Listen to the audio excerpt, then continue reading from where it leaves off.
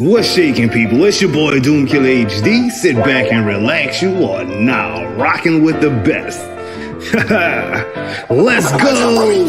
It's the weekly wrap-up where we give you the news. Break it down bite-sized so it's easier to consume. Discussing the hottest game and start up what's coming soon. Is it real or is rumor? Homie, that's up to you. Fire or trash reaction, live viewers call in. No cap, conversation, we going all in. It's the weekly wrap-up, so enjoy the show. You're now rocking with the best. Let the good times roll. Come on! What's shaking, people? It's your boy Doomkiller HD, and welcome to another episode of the weekly wrap-up. Sit back and relax. You are now rocking with the best, and we have a lot of info to discuss today. So, without further ado, let me bring on the co-host of the show, the man himself, Mr. J. Coon Prime. How you doing, good sir? I am exhausted, but I am not stopping this train yet. Let's get it. Yeah, we could talk about exhaustion later, bro. Yeah. I'm right there. We tired old men this week. But damn, we eating good this week, ain't we? Uh-oh. Oh, no. So what's going on, guys? Welcome to the weekly wrap-up. I will be your host, J. Coon Prime, until he unfreezes himself. And, man, have we been eating good this week. Comic-Con's this week. Well, Comic-Con is wrapping up, rather, and we got a ton of stuff on the docket for you tonight. Spider-Man 2, obviously, we're going to talk about that. We're going to talk about The Flash. We're going to talk about Blue Beetle. We're going to talk about Barbie. And then, of course, I may take a little bit of time for myself and talk about a little game called Mortal Kombat 1. While we're still waiting, shout outs to Lady O, what's going on? Nava Flow, what's going on, my guy? We will also be joined tonight by none other than Super Hive DC and Rhea herself, Glimmering Harpy. I unfortunately do not have the ability to pull them into the call just yet. So you are just going to have to deal with me in the meantime. While we wait, by all means, please do myself a little favor. Leave a thumbs up on the video. We would greatly appreciate it. And share the podcast out on social media, Facebook, Twitter, Instagram. Let everybody know that we are live. And how's everybody doing this weekend? Everybody have a good weekend? Caboose's reaction was hype. Yes, it was. My reaction was pretty hype as well. I put a reaction video up for Mortal Kombat 1 over on my YouTube channel. You can find me at youtube.com/jcoonprime. Go show some love over there. It's going to be a good time tonight. It's going to be a real good time tonight as soon as Doom comes back. In the meantime, what has everybody in the chat been playing this week? What's everybody been playing? Let me know.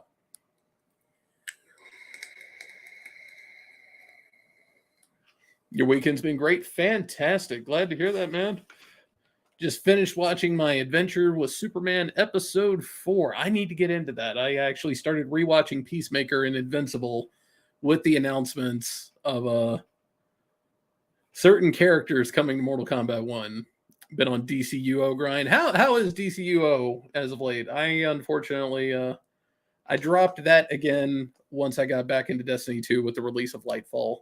And I am way too overloaded. Rainbow Six Siege. Hey, that's always a good weekend. Shout out to Rainbow Six Siege. DCUO. Tell me a little bit about that, Taladia. How's DCUO doing? Did they release a new episode? I'd love to get back into it, but like, man, my plate is so overloaded.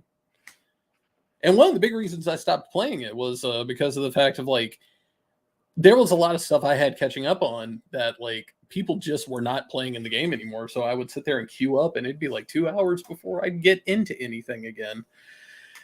Whoo, this is awkward as hell. I hope Doom comes back soon because, yeah. The Static Shock episode released. Awesome. That's fantastic. That's absolutely fantastic. But thank you so much for joining us tonight, guys. I greatly appreciate that. Let's see. What's one of the things that we're going to talk about tonight? Let's see. Did anybody go see Barbie over the weekend? Did anybody go see Barbie? Let me know in the chat. Hey, what's going on, Rhea? Good to see you. I would pull you into the call right now, but unfortunately, I do not have that ability. That is all up to Doom, and Doom winked out on us, so we're just waiting for him to return. But since we're waiting, if you haven't already, go follow Rhea over on social media. Twitter at The Glimmering Harpy. Go show her some love.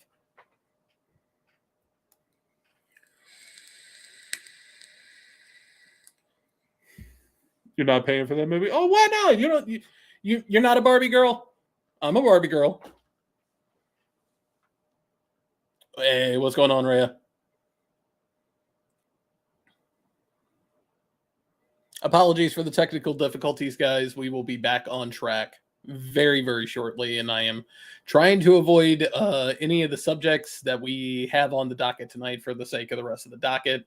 I don't want to overstep or anything like that, so I'm going to just try and keep the show going as is for the time being until Doom is able to get back in. So one of the things I've been playing over the week, some of y'all that do come over to the stream, like, you may notice that I have been playing Exo Primal quite a bit, which is a very interesting game. It's like Dino Crisis meets Overwatch. Squad-based PvEVP type game. Did I see the teaser for Invincible 2? Oh, you better believe I did. You better believe I did. Shout outs to the boy Peter Cullen joining the cast of Invincible. I'm actually very curious to see who he's going to be. And he's back!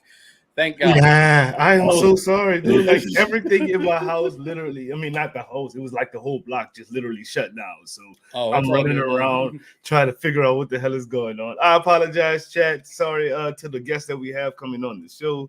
I held it down. I appreciate it. I have no clue what you were talking about because I had no internet. So, but I'm back.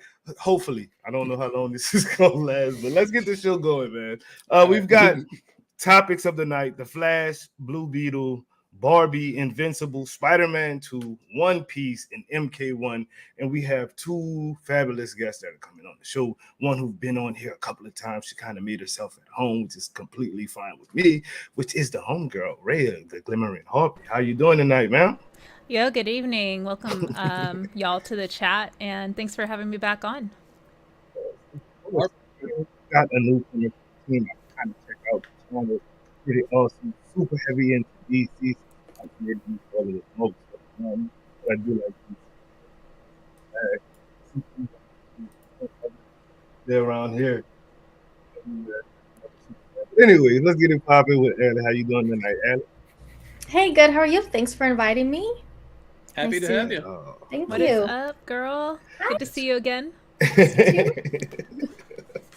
All right, since we got the DC people in here, including you, Mr. Green Lantern himself, Mr. J. Coon Prime, let's talk about the Flash. Let's just go ahead and get it out there, get it over with. The Flash, for one, is my literal favorite character in all of media. Like, that's my dude. Wally West, the Flash, from the 90s, but Barry is still cool too. But I'm a Flash fan. And it hurt that movie bombed like it did. J. Coon Prime, why did the Flash bomb so hard, bro? There was a lot working against it right from the jump. The fact that they were doing Flashpoint right out the gate, and then, of course, you had all the nonsense that I don't even remember his name at this point. That's how quickly I forgot about him. There was a lot writing against this film, and I don't like to use the term doomed from the start, but unfortunately, I think this was one of those cases that, like, no matter how good it was, all the negative press just did it in. Damn. Rhea, why did the Flash bomb so hard?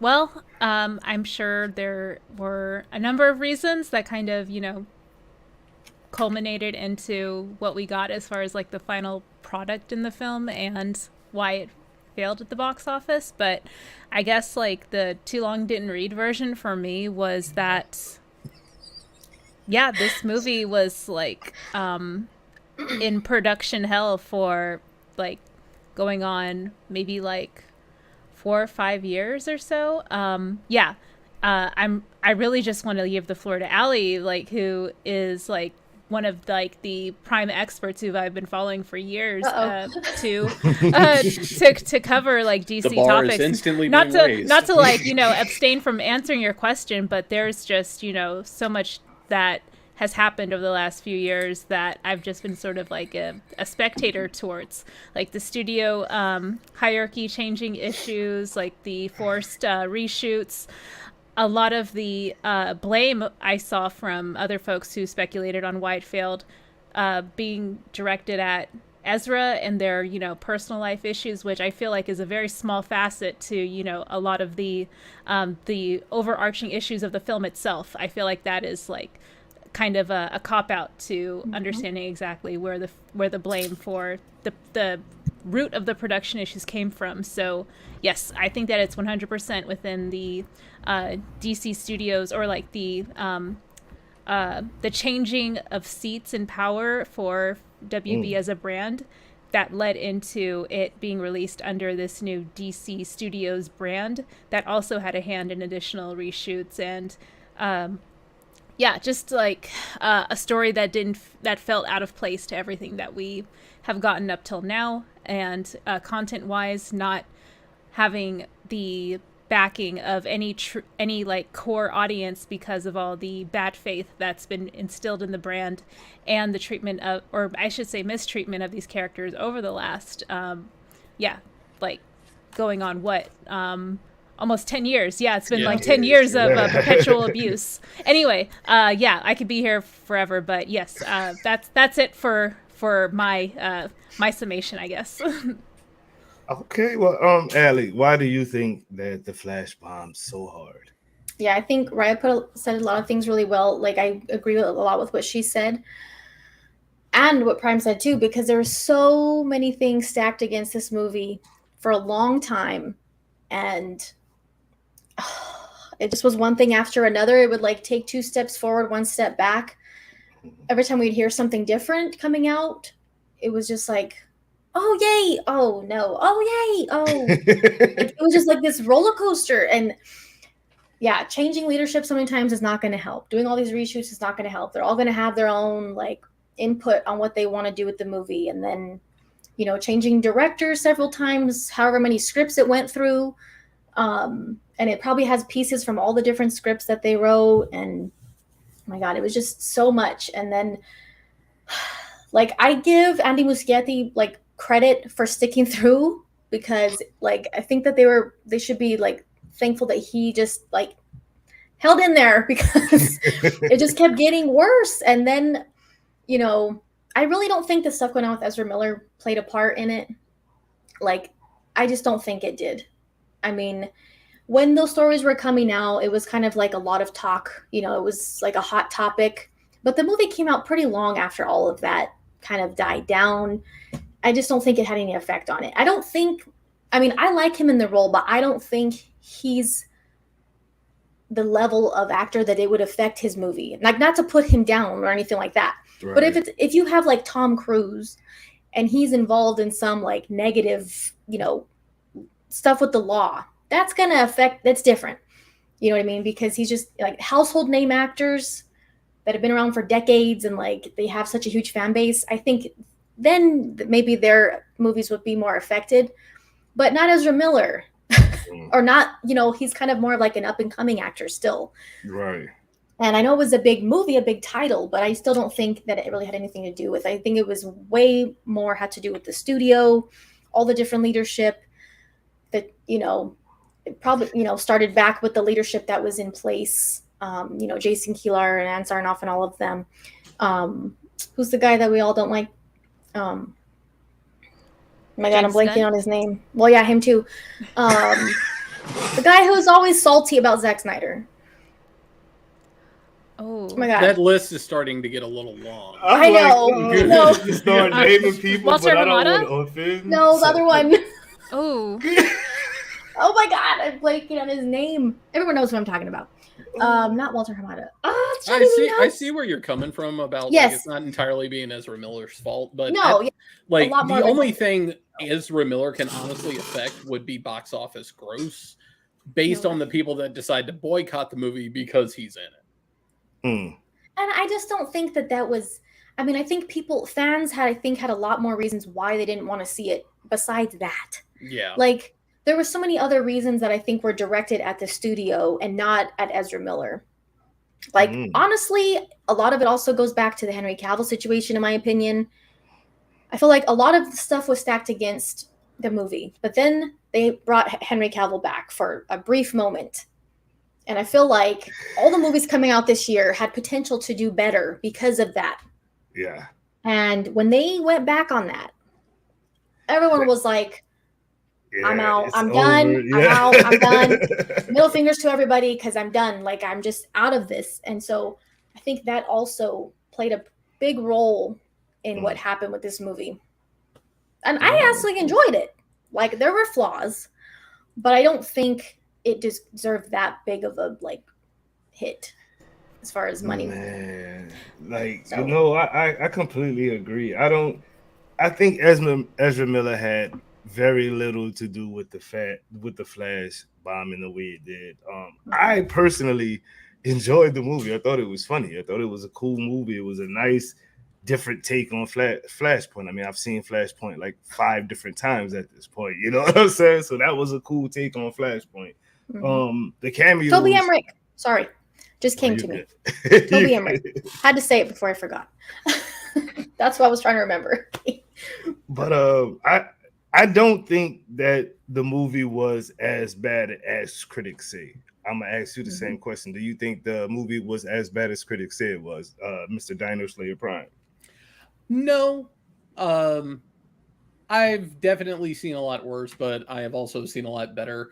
The problem with doing Flashpoint right out the gate is, once again, Hollywood deciding that they want to do a story arc that literally affected the entire DC universe, and then you want to compress it down to 90 minutes or 2 hours or however long.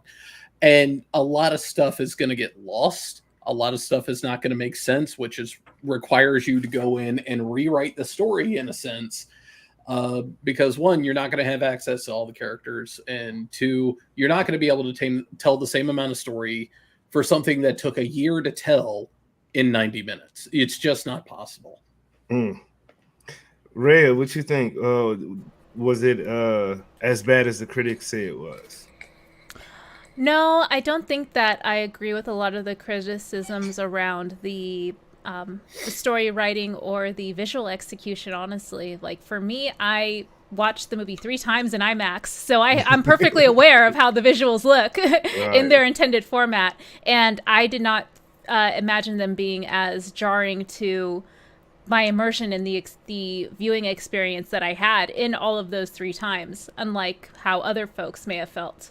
So as far as that goes, I was okay with that, and that's my subjective opinion, of course. But as far as like the writing, I thought that the most contentious thing might have been that the character or the characters that Ezra plays, like his younger Barry as well as current day Barry, and navigating how to mature through mentoring oneself. I think that was the point of it not having to not being like perfectly executed, in terms of young Barry not being 100% tolerable on screen all the time, being very, very grating on the nerves. Like, I think that's the point, because that was a lot of the criticisms that I remember from Barry first appearing as a character, that why is he so annoying? Like, you know, why is he not self-aware? That's exactly, you know, who young Barry was. And it took having to be confronted by himself, younger Barry versus current day Barry, for him to grow as a character, which I think was very well executed in the story. And I feel like the marketing kind of set this film up to fail as well, because maybe if the reviews were set with the expectation that there would be a higher focus on Michael Keaton's Batman as well as Sasha Calle's Supergirl, which I feel like the marketing did mislead a lot of folks to feel that way, that it wasn't a true Flash movie, that maybe that also impacted it as well. But again, I saw it 3 times, and that is 100% a Flash movie. You know, like Keaton and Kaye are definitely there. They show up as, you know, Batman and Supergirl. They're very significant and pivotal to the plot, but it is not their movie. And yes, I was happy with the product ultimately. So yes, again, the movie is not perfect. I don't think it set out to be. I think it was supposed to be a journey for Barry to come to terms with things that he can't change, no matter how much, you know, otherworldly godlike power that he has. Being able to accept that is a very hard and challenging journey that is not going to have a perfect answer on how to solve it. And I think the story did a great job on explaining that through the use of showing all of the different possibilities of the multiverse, and how no single path, no matter how hard you look for it, is going to give you the solution that you want.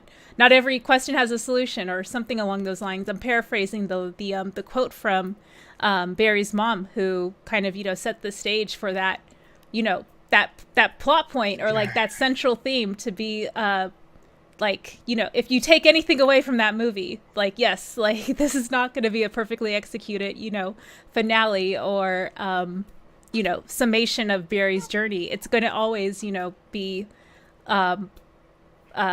unmapped, uncharted, and it's not always going to happen the way that he or others expect it to. And yeah, that's why I feel like the movie succeeded, because it was fully aware that it was an imperfect, you know, attempt at explaining Barry's character, and him just growing up and coming to terms, you know, with his power, as well as like what he can and can't do with it. So yes, that's it. Fire. I like that answer. Allie, would you like to wrap this one up with the same question? Was the movie as bad as the critics gave it? No, I don't think so. Visually, I do think it could have been tightened up. I mean, some parts looked worse than others, not the whole movie. Like, there were some things I think that stood out visually that you're kind of like, okay, they had a lot of time to work on this movie. But like, you kept getting pushed back. Granted, they did go through a lot of changes though, and reshoots. So I understand that that's hard, and it's so visual effects heavy. Not everything's gonna look perfect. I know that. But I really don't think that it deserved like that much hate. Like, there's flaws, obviously, or, you know, it's not a perfect movie, but I thought it was good and it was enjoyable. There were probably a couple of maybe 1 or 2 jokes I could have done without, but it wasn't like it didn't ruin anything for me in that sense. I agree. Like, I think one of the best things about the movie, if not the best, was Ezra Miller's performance as far as playing the different versions of Barry. Because I honestly didn't think that they would be on screen as much as I didn't think. I mean, that was probably I don't know. I just didn't think that they would be on screen together as much as they were, the 2 Barrys. Right. So I was like, wow, that is that's challenging. And the fact that, yes, younger Barry is obnoxious and he's immature and he's, you know, but it's proving what Bruce told him before he went back. Well, Ben Affleck's Bruce, you know, what he told him, like, you're not going to be the same person. Right. Without the things like what you've experienced. And so I think that really, like, the reason he was so different from older, well, you know, present day Barry, or the Barry we're used to, is because he went through a different life. So like, he was supposed to be a different, you know, and I really enjoyed like seeing current Barry kind of coach him and teach him about using his powers. Cause then it also gave you a sense of like what he knows about his abilities. And I'm like, oh, they addressed a lot of these cool things about him using his powers that I really liked that. And emotional things of him realizing like, dang, Bruce was right. Like, you don't understand the life you have. Like, you kind of just don't appreciate things. And you're just like, you know, when he's kind of going off on him. And so overall, I liked the movie. There were a couple of plot points that maybe were like, didn't quite make sense. Like, not bad. It just was like, okay, the military there with the Kryptonians would not still be alive. Like, it was a lot of space in between, but it was just like a timeline problem, but I understand. I also thought there would be more Supergirl. I thought she would have more screen time. I guess probably some of her stuff got cut out, but you know, I think what we did get to see of her was pretty cool. And seeing Michael Keaton's Batman was pretty cool too. That was dope. But like I think it was cool the role that he played in the movie. But overall, I thought it was a good movie. I really do not think that, there's way worse comic book movies out there. I'm not going to name any names. Yeah. So there's I feel like it's rewatchable. Of course, there are some things I would have rather seen, but I just decided okay, this movie's coming out. I'm just going to enjoy it for what it is. It's been taking forever for it to come out. So I'm going to enjoy it for what it is, And I think overall they did a pretty good job given how many changes it went through and delays and all of that stuff. It could have been a lot worse, but I think overall it was enjoyable and there were intense moments and, things that, I enjoyed a lot of it really. And it was not, I think it was a perfectly good movie for given all that was against it, especially. I always made the comment in comparison to The Flash that I enjoyed it the same amount I enjoyed Venom. I have the burden of knowledge. I know how the story is supposed to go, but when you go into that theater, that part of your brain you need to turn off or you are just going to have a horrible time. Mm-hmm. People got to accept that different mediums, different iterations, you know what I mean? And it's hard for people to do that. Because I'm having the same issue with Secret Invasion. I'm like, oh, this is nothing like the comics. But if you look at it as a spy thriller, it's actually pretty okay. You know what I mean? So yeah, I've been having people compare that to Star Wars Andor. Did you like that? Oh yeah, then watch Secret Invasion. You'll like it. Okay. Well, the final question on The Flash, and it's really about Aquaman too, to be honest. Will Aquaman suffer the same box office fate as The Flash due to it being still connected to the Snyderverse? J. Prime. Oh, I was afraid you were going to ask that. Especially with the news that it has now gone through its third round of reshoots. James Gunn keeps claiming that Aquaman 2 is going to segue into his universe, or it's going to be a part of it. I forget how he said it. But any movie that has gone through 3 rounds of reshoots, there's trouble in River City. And I am being cautiously optimistic at this point. I'm hoping it's great, but I'm not going to hold my breath.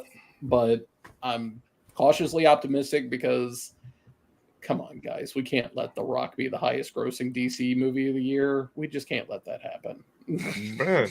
I mean, Aquaman 2 is coming off of $1 billion, first movie. That was one of the DC movies that actually hit $1 billion, bro. Yeah. And it's got, Jason Momoa in it, and he's so charismatic. Hopefully he can carry the movie. He's not Ben Affleck, you know what I'm saying? But hopefully he can carry it, you know what I mean? Because I was pleasantly surprised with Aquaman 1. I went in there thinking it was about to be complete trash. I'm gonna keep it 100. I was like, why am I even going to see Let's be fair, we all did. And I came out like, whoa! Oh no, that was actually fire. I'm gonna go see that again. That's literally how Aquaman 2 hit. I mean, Aquaman 1 hit. Aquaman 1 was really good. I enjoyed it.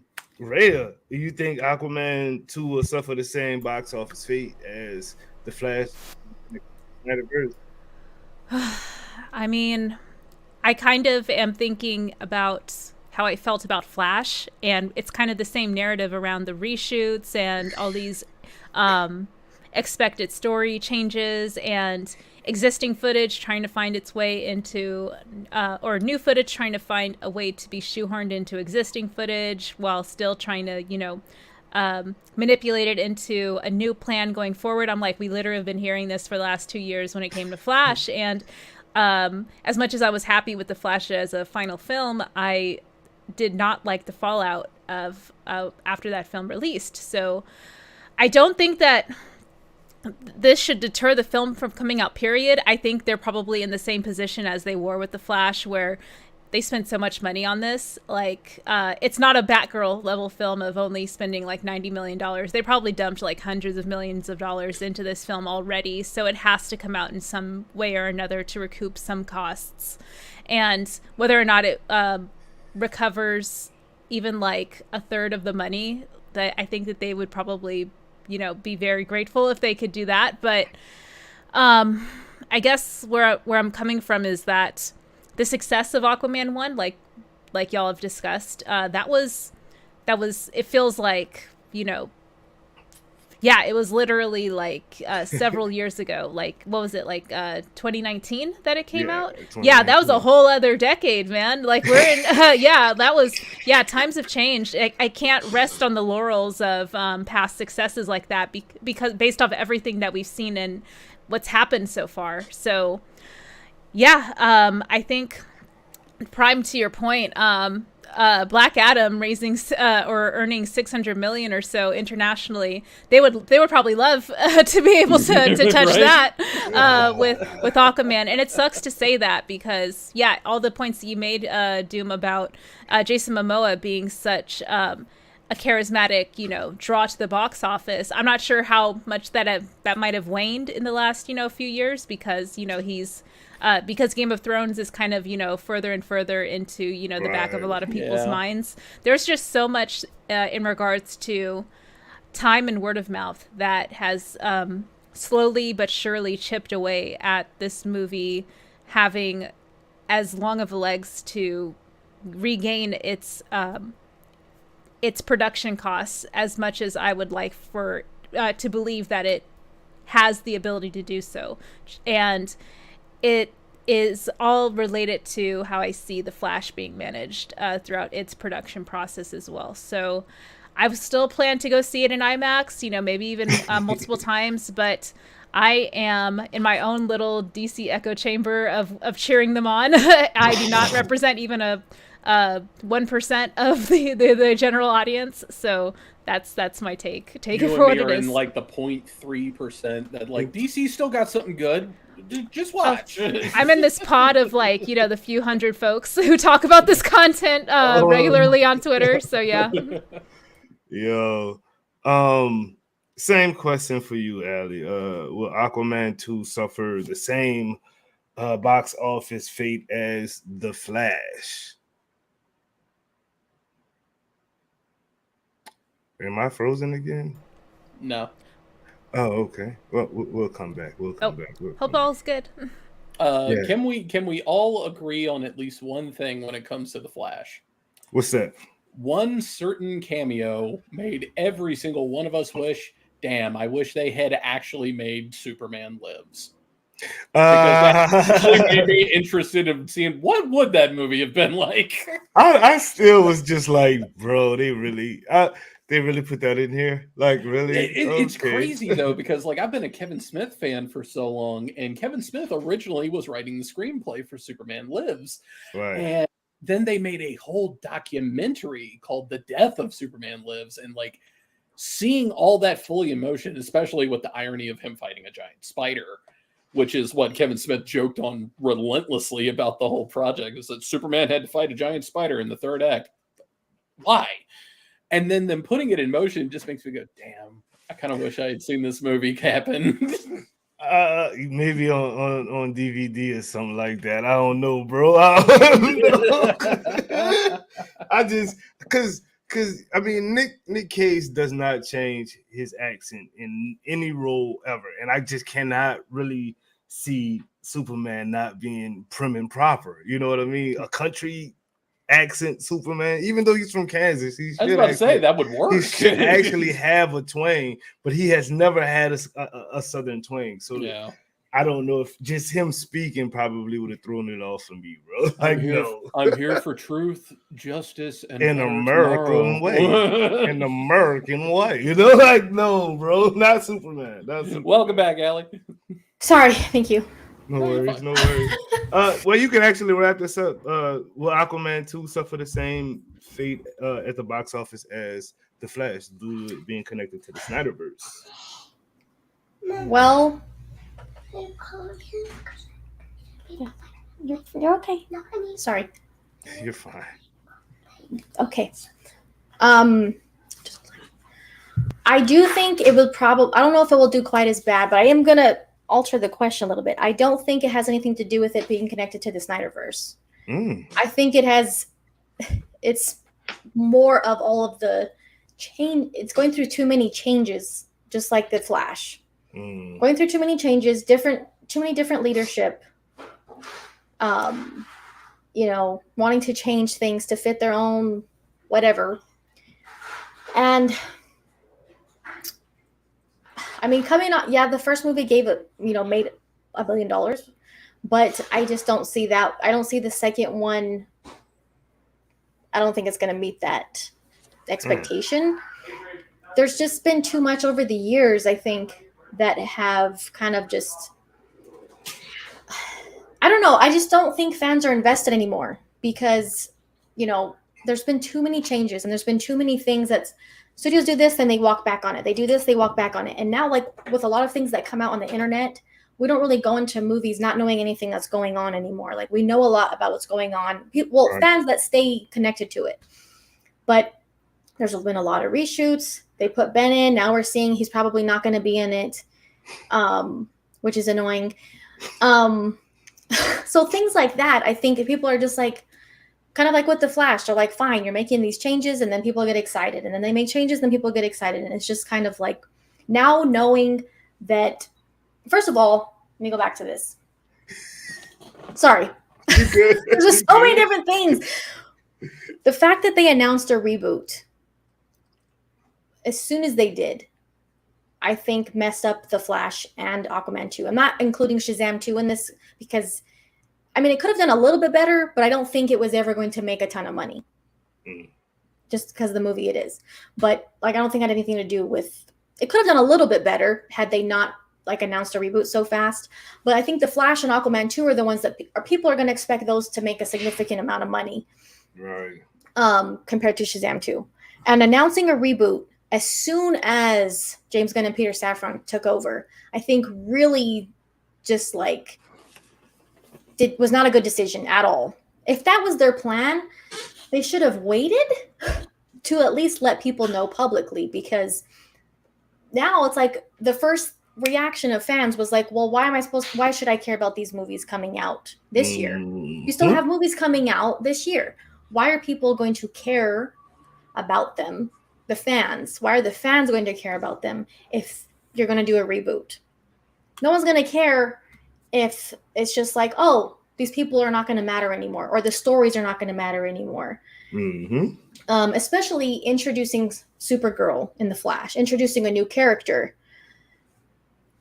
Now what's going to happen? We already know James Gunn's not going to use her as Supergirl. They made that pretty obvious by not keeping her at the end. So I just feel like fans are kind of like, why should we care about these movies? Or why should we care to watch them in theaters? I think plenty of fans will still watch them. But going to see them in theaters, probably not. And I think that's one of the main problems. I know they got some negative feedback on test screenings with Aquaman 2, so they probably wanted to change some stuff.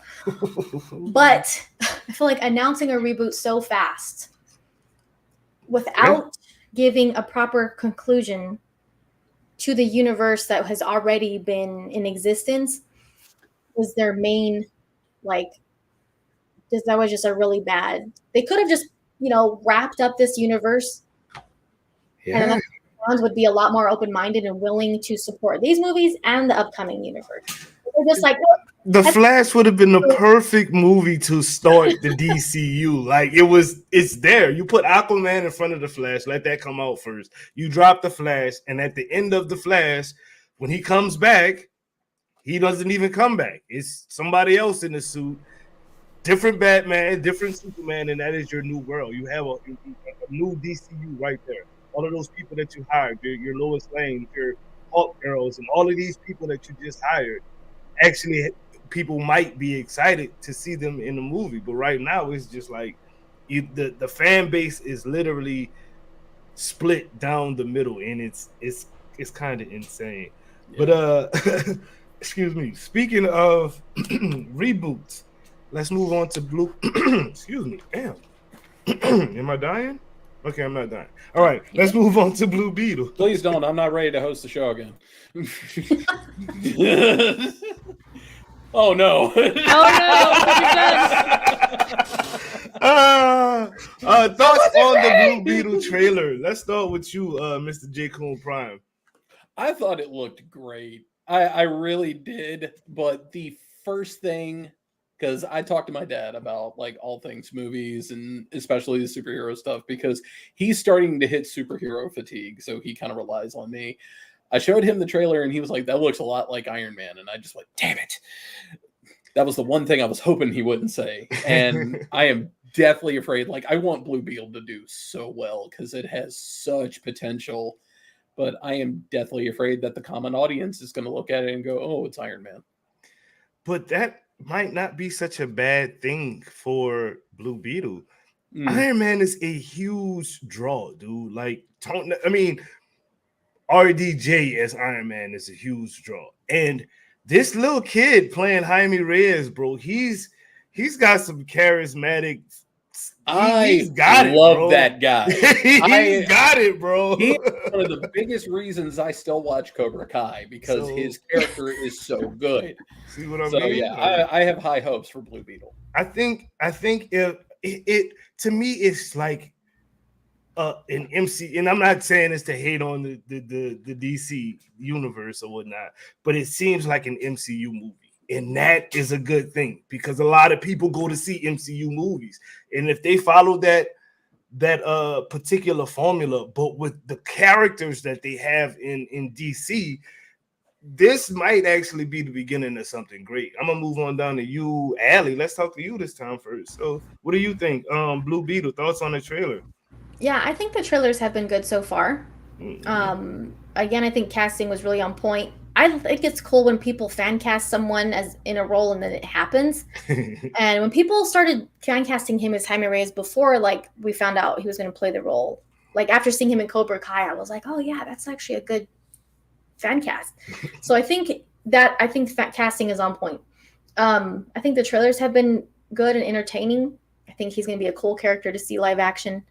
I'm a little nervous about the runtime, but it was originally supposed to be a streaming movie, so maybe that has to do with the runtime. I don't know, but I hope I hope it's not just like bam, bam, bam, bam, it's over. Like I don't want it to be like, whoa, that was quick. Like, you know what I mean? Like I don't want it to feel rushed because he's a cool character, and I hope they really tap into like he's super powerful, and I don't want it to be like they didn't show. Like they watered him down. I mean, in the trailers, it looks like they're going to show some pretty cool things. Yeah. That he could do. So I hope that they really like expand on that in the movie. I hope it doesn't suffer the wrath of the same treatment because it is the next movie coming out, and I don't think it's going to be fair if it gets the same treatment as The Flash. I just feel like, I don't know, it's not a good track record right now with, DC right now. So I feel like, I don't know, I hope it does good. I really do, because I think he's a cool character. They already said he's going to be part of the new DC universe. They can't go back on that. I don't know if that's going to help it or hurt it, or neither. But I do think it's going to do one or the other. But I don't know if they said that so that way people can be like, oh, we should see it because he's not going to be cut off. So maybe that was their intention on saying that now before the movie comes out. I don't know. But hopefully I really do hope people I hope it does well because I think he's a cool character. And I hope that I don't know, but I get the thing. A lot of people compare it to Iron Man or Spider-Man. So I don't know if that's good or bad.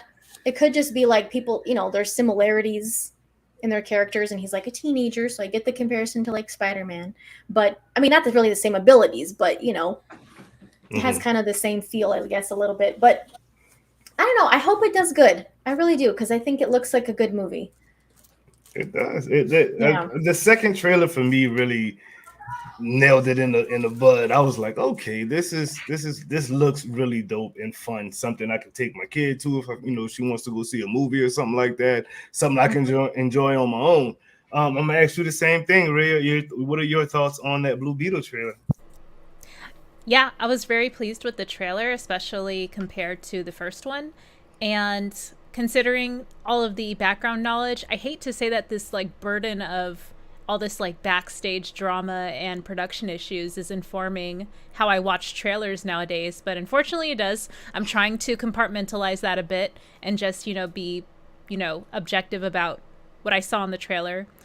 And yeah, the read I got on it was, it's got an audience base, at least like I feel like it's targeting, Doom, to your point, folks who are gonna, go and see this with their families. And just to kind of like slightly pivot back to my bias of like knowing that this is a lower budget production, I feel like, yes, the demographic that they're targeting is probably lower risk, but then again, the demographic that they targeted for Shazam was also supposed to be lower risk, and it was a similar demographic in my opinion as well. So I'm trying really, really hard not to hold past blunders against it and just be content with what I saw in the trailer, which I am. I'm ultimately pleased with Jaime Reyes's portrayal with his family supporting him, discovering his powers in real time as he is.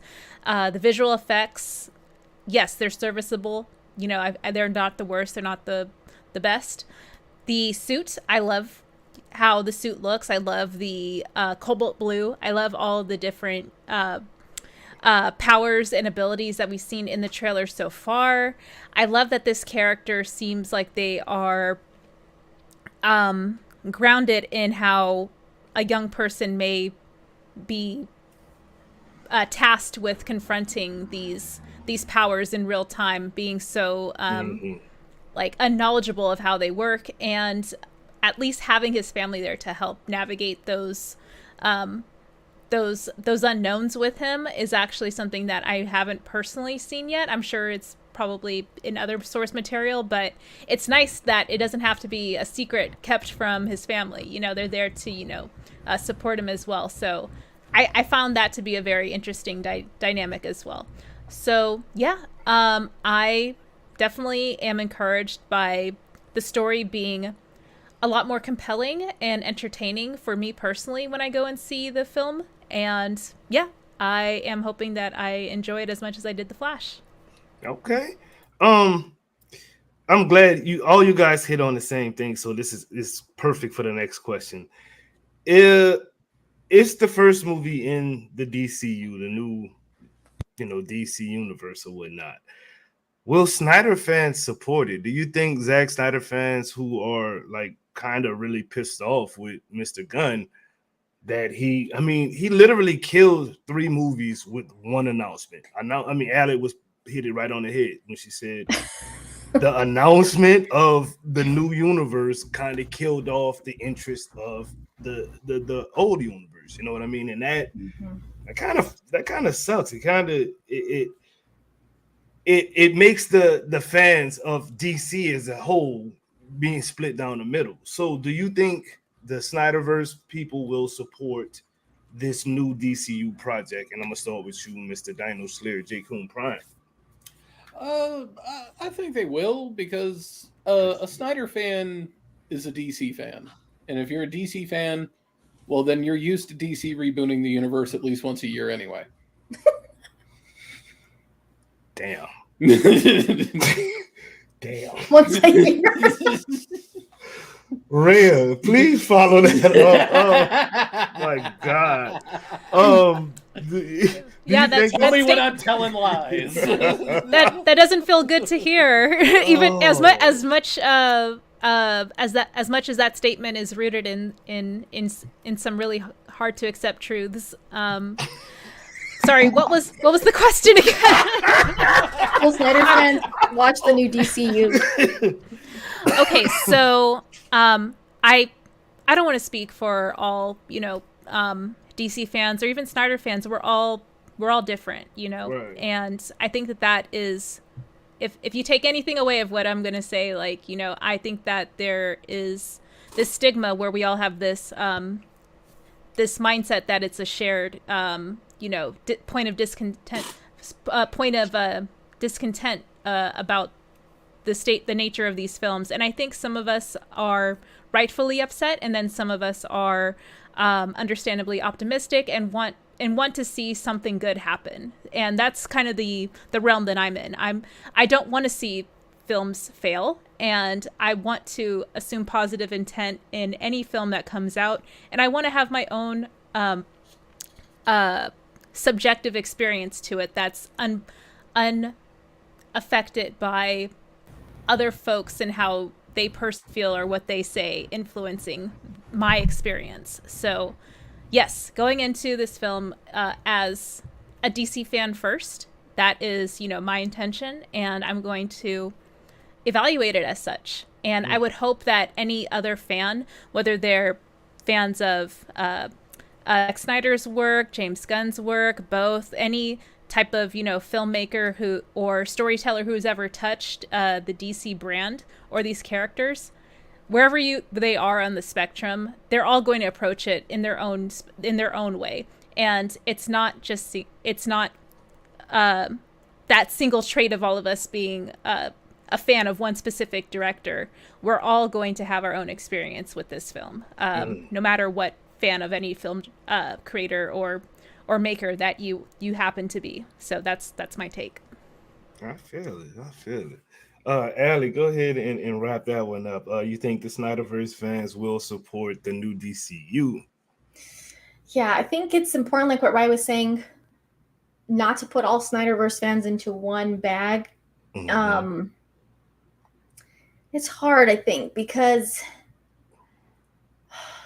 I think with everything that happened over the past couple of years, I think it's not just the movies that came out that were less than, that weren't really up to par, like Birds of Prey and like all those kind of movies that were kind of just like, you could see what studio was trying to do. They're trying to force a certain thing that just they shouldn't have been trying to force, in my opinion. I feel like the treatment of fans and the material is what makes a lot of fans bitter towards upcoming movies. Like for years, pretty much the main thing that people who love the Snyderverse were asking for was another Man of Steel movie. Mm-hmm. It was like the main thing, one thing. And yes, okay, other Justice League movies, I get it, but I think first Superman to get another movie. And the studio's just like, oh, shut up. Like, we're not bringing him. He doesn't exist. Like, we're just going to ignore him. Our Superman is like, if we don't talk about it, it'll go away. Like, that kind of, it's like, this is Superman. You have the character in the palm. You know what I mean? You have the character. Yeah, I'm Green Lantern too. Just like the series. I mean, like, that's gone through a lot too. And I feel like the fans have always been so like just tossed it like unheard. The studio's kind of just like general audience. And it's like, but you have a huge core fan base that you're totally ignoring. And you're trying to feed, criticisms and stuff and be reactive instead of just like embracing what you have as far as characters and lore and all of that stuff. And so the Snyderverse fans, I feel like, I don't know. I feel like, if, again, going back to the earlier question, if they would have concluded the current universe and gave these current people a send-off and including sticking to their word with Henry Cavill and just giving him a movie and that's it. Just give him a movie and then you can move on.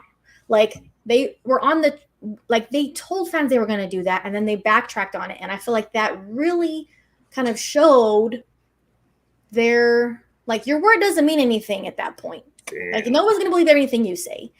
And so I feel like if they would have concluded properly and kind of showed that respect to the current universe, then fans would be more optimistic towards a reboot. But since they're I think that they felt maybe like they were just in a hurry to reboot DC, that they're just like, we got to do it right now. Like, we have to reboot right away.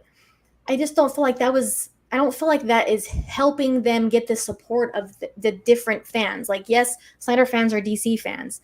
Not all DC fans are Snyder fans, though. So there is a separation there. If you're not bitter towards each other, then it's fine. Some people go way too far with it. Right. But, there's DC movies I like that are not Zack Snyder's. you know. But at the same time, yes, you should have given this universe a conclusion, and then fans would be more like, okay, now we'll see what you're going to start new with, like what's going to come, you know, what the new universe will be. Because I feel like when the merger happened, people knew, fans knew there's either going to be a reboot or they're going to continue or they're going to cherry pick.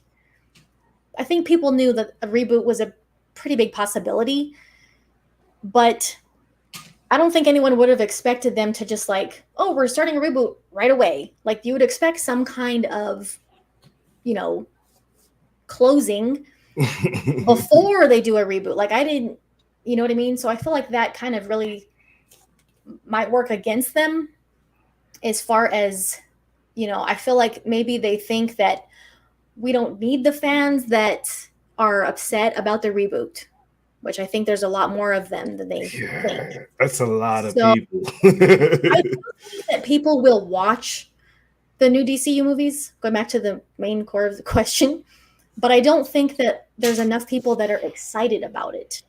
Like, you can watch it and be like, yeah, I'll watch it.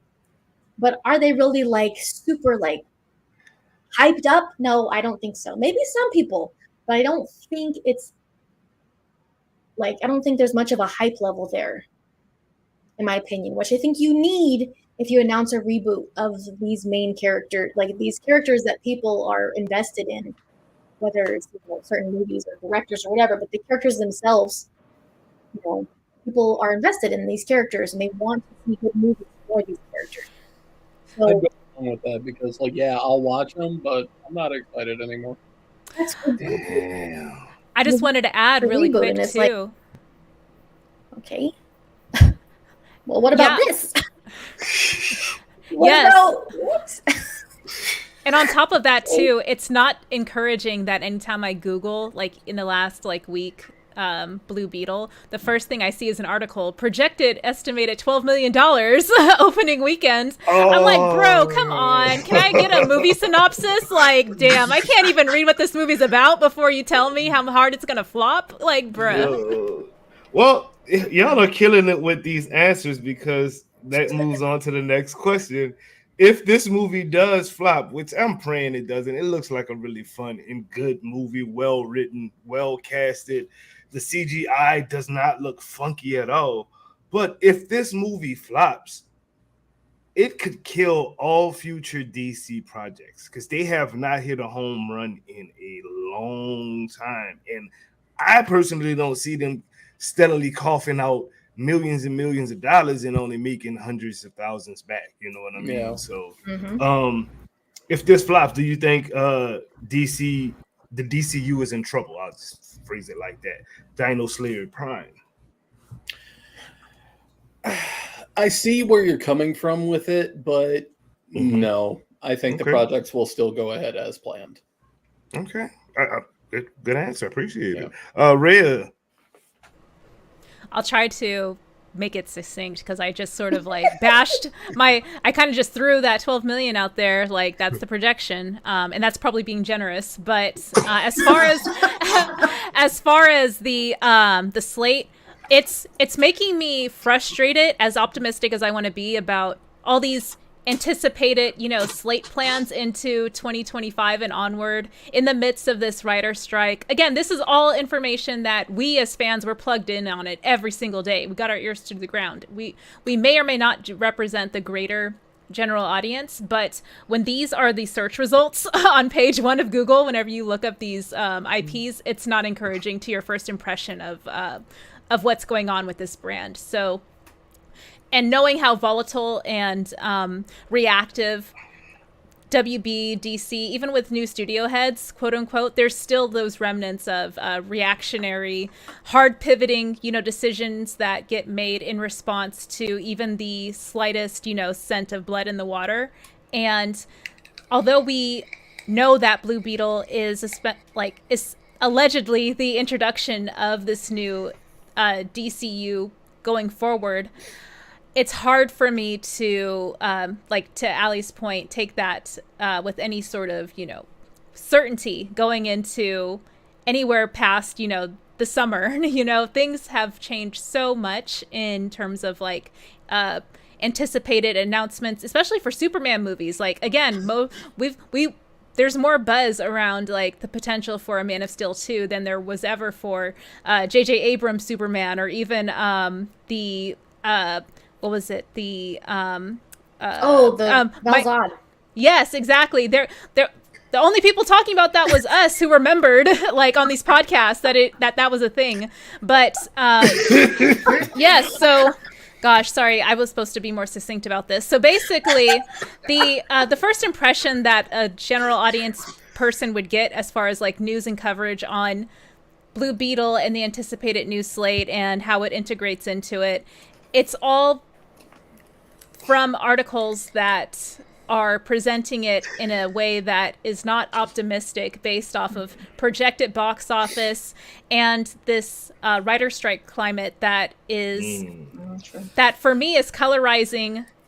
Not only are they urgently trying to pad out the appearance of being a legitimate, having legitimate plans going forward with this slate, but it's also showing desperation. Like when you're so trying to take control of the narrative around what's happening in your studio because you don't want the audience to do so, but the audience is just reacting to what you're presenting them with. So you cannot just try and curate these films and the marketing around them without us forgetting what you've done in the past. And Allie, I'm echoing exactly what you've mentioned earlier. Like, you can't just present us with new products and expect us to disregard or forget things that you've given us in the past and what you've shown us in the past, or that you've done too. So yes, I think the audience is definitely a lot smarter than WB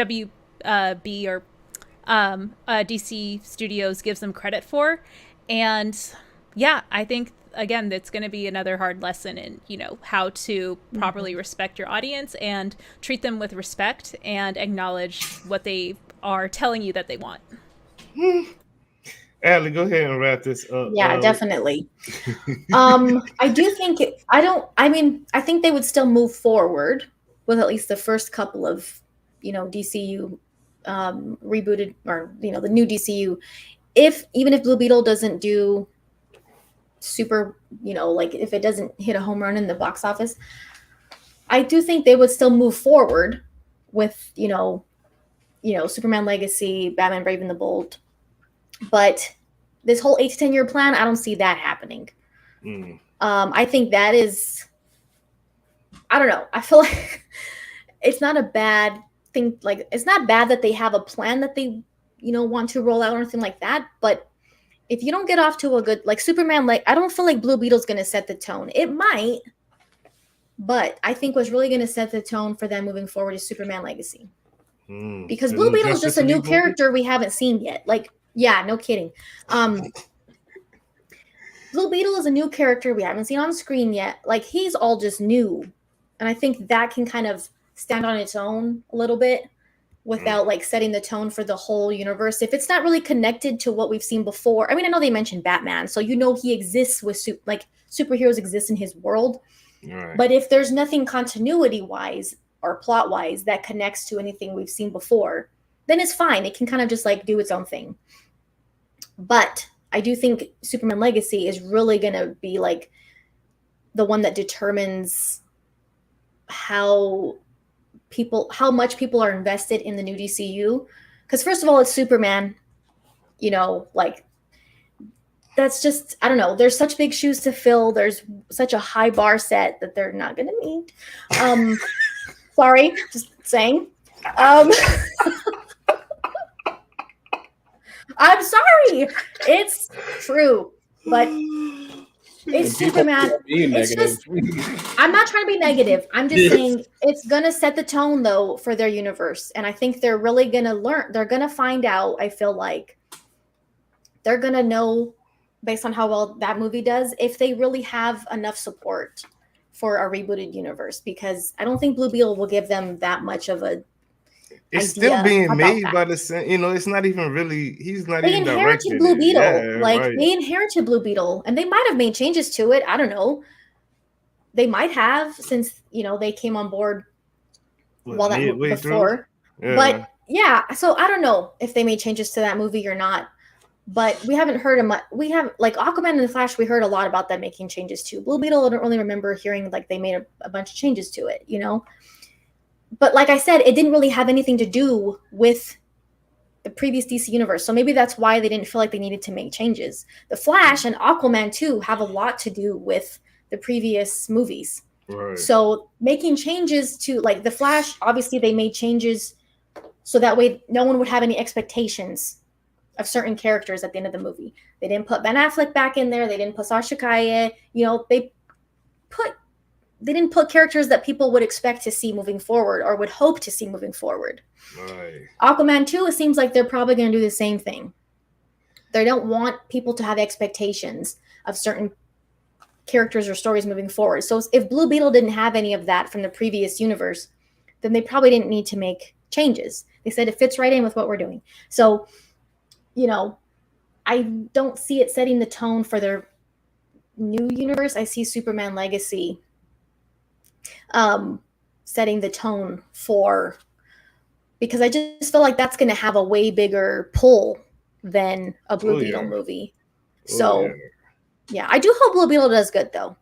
I don't want it to, I hope it does good, but I don't think it's going to set the tone because like you said, it's from, you know what I mean? Like James Gunn, like Superman Legacy is going to show people what James Gunn is doing.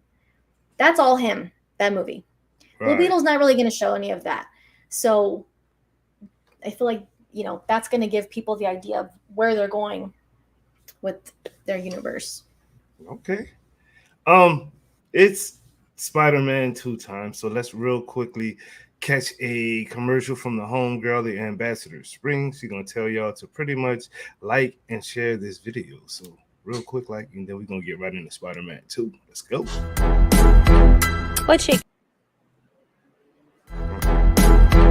What's shaking, people? It's your girl Spring. Sit back and relax. You are now rocking with the best. If you enjoy the content, make sure you hit that like button, leave a comment, and share the video. It's an easy way to help the squad grow and give you more fire content, shows, and events. This is your DSG brand ambassador Spring, and you know the motto, let the good times roll.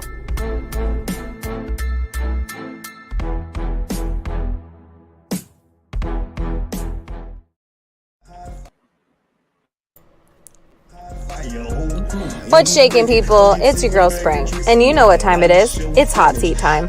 Sponsored by Kindred Nations Hot Sauce. So prepare for the heat while rocking with the best. DSG and Kindred Nations. Use code DOOM for discounts. This is your DSG brand ambassador Spring, and you know the motto, let the good times roll. You think it's a game if you want to, but homie, we ain't playing. Told you once, I don't want you. DSG is the game.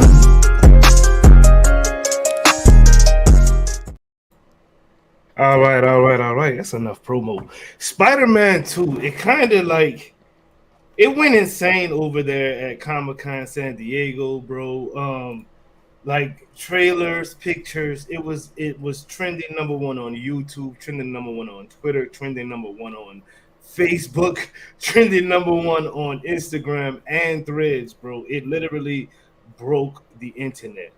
The story trailer, did it get you hype, Mr. Dino Slayer Prime? Chat, did it get you hype? Did it get you hype too? Rhea, what you think about that trailer? Oh man, I was feeling the excitement from everyone else. Although, like, I'm not in the same realm as the gamers who are going to be copying, this exclusive console and the game day one. I feel the excitement for y'all, and I'm super impressed by what I saw in the trailer. So I'm excited to catch some streams from y'all, gaming impressions, all that stuff. Like, yeah, y'all are the ones that I tune in for to see what you really think about the game, because I know you're going to be super unfiltered and direct about anything that is good, bad, meh, everything. So yeah. I don't see too much meh about this dang on game. That's the crazy part about it. It just looks like the original game, but 10 times better, 10 times more exciting. People have been clamoring for the symbiote suit since 2018. Like, it wasn't in any of the alternate suits you can play or anything like that. So for them to have a whole story based on the most popular, the most iconized Spider-Man suit. It's about to go crazy. It's about to go nuts.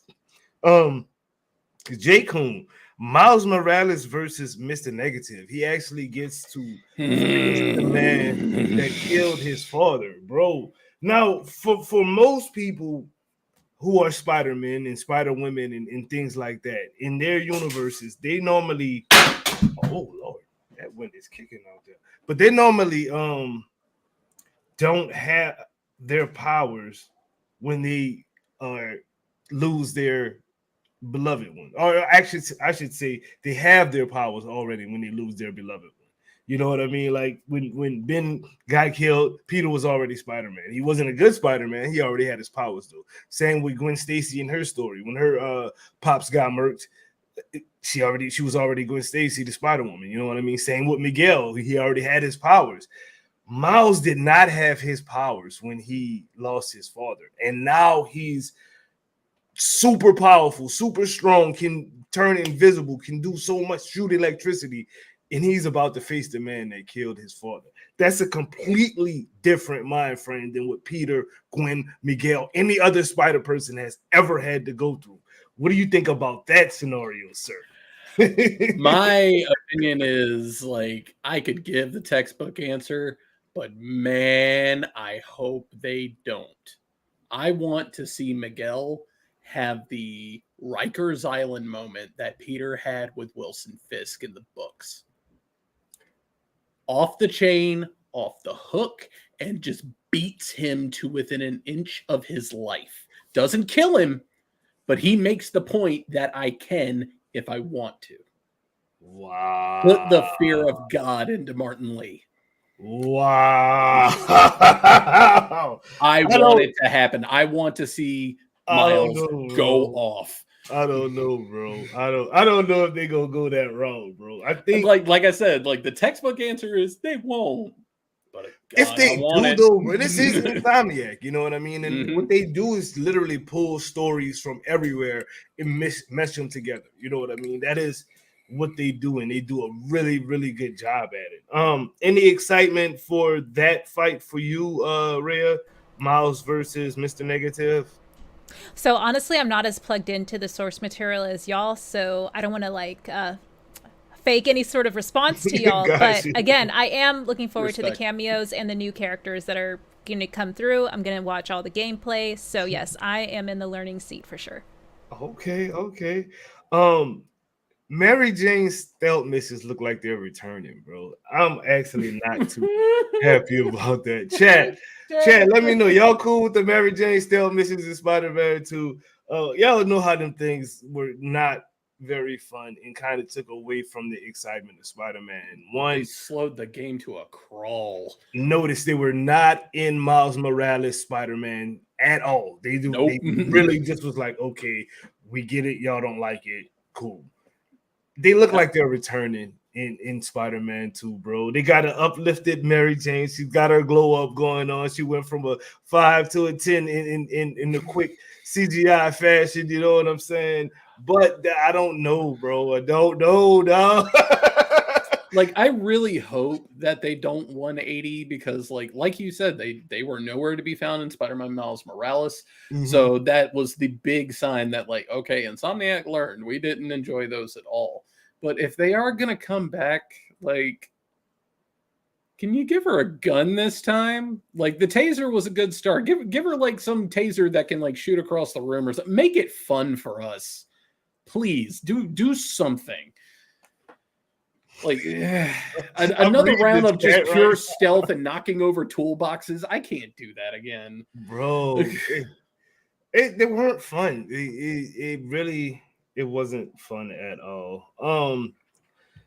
Harry Osborn Venom. Now everybody and their grandmother was saying, "Oh, it's going to be Norman. Norman is going to be Venom," and your boy here, myself, yeah. I said no.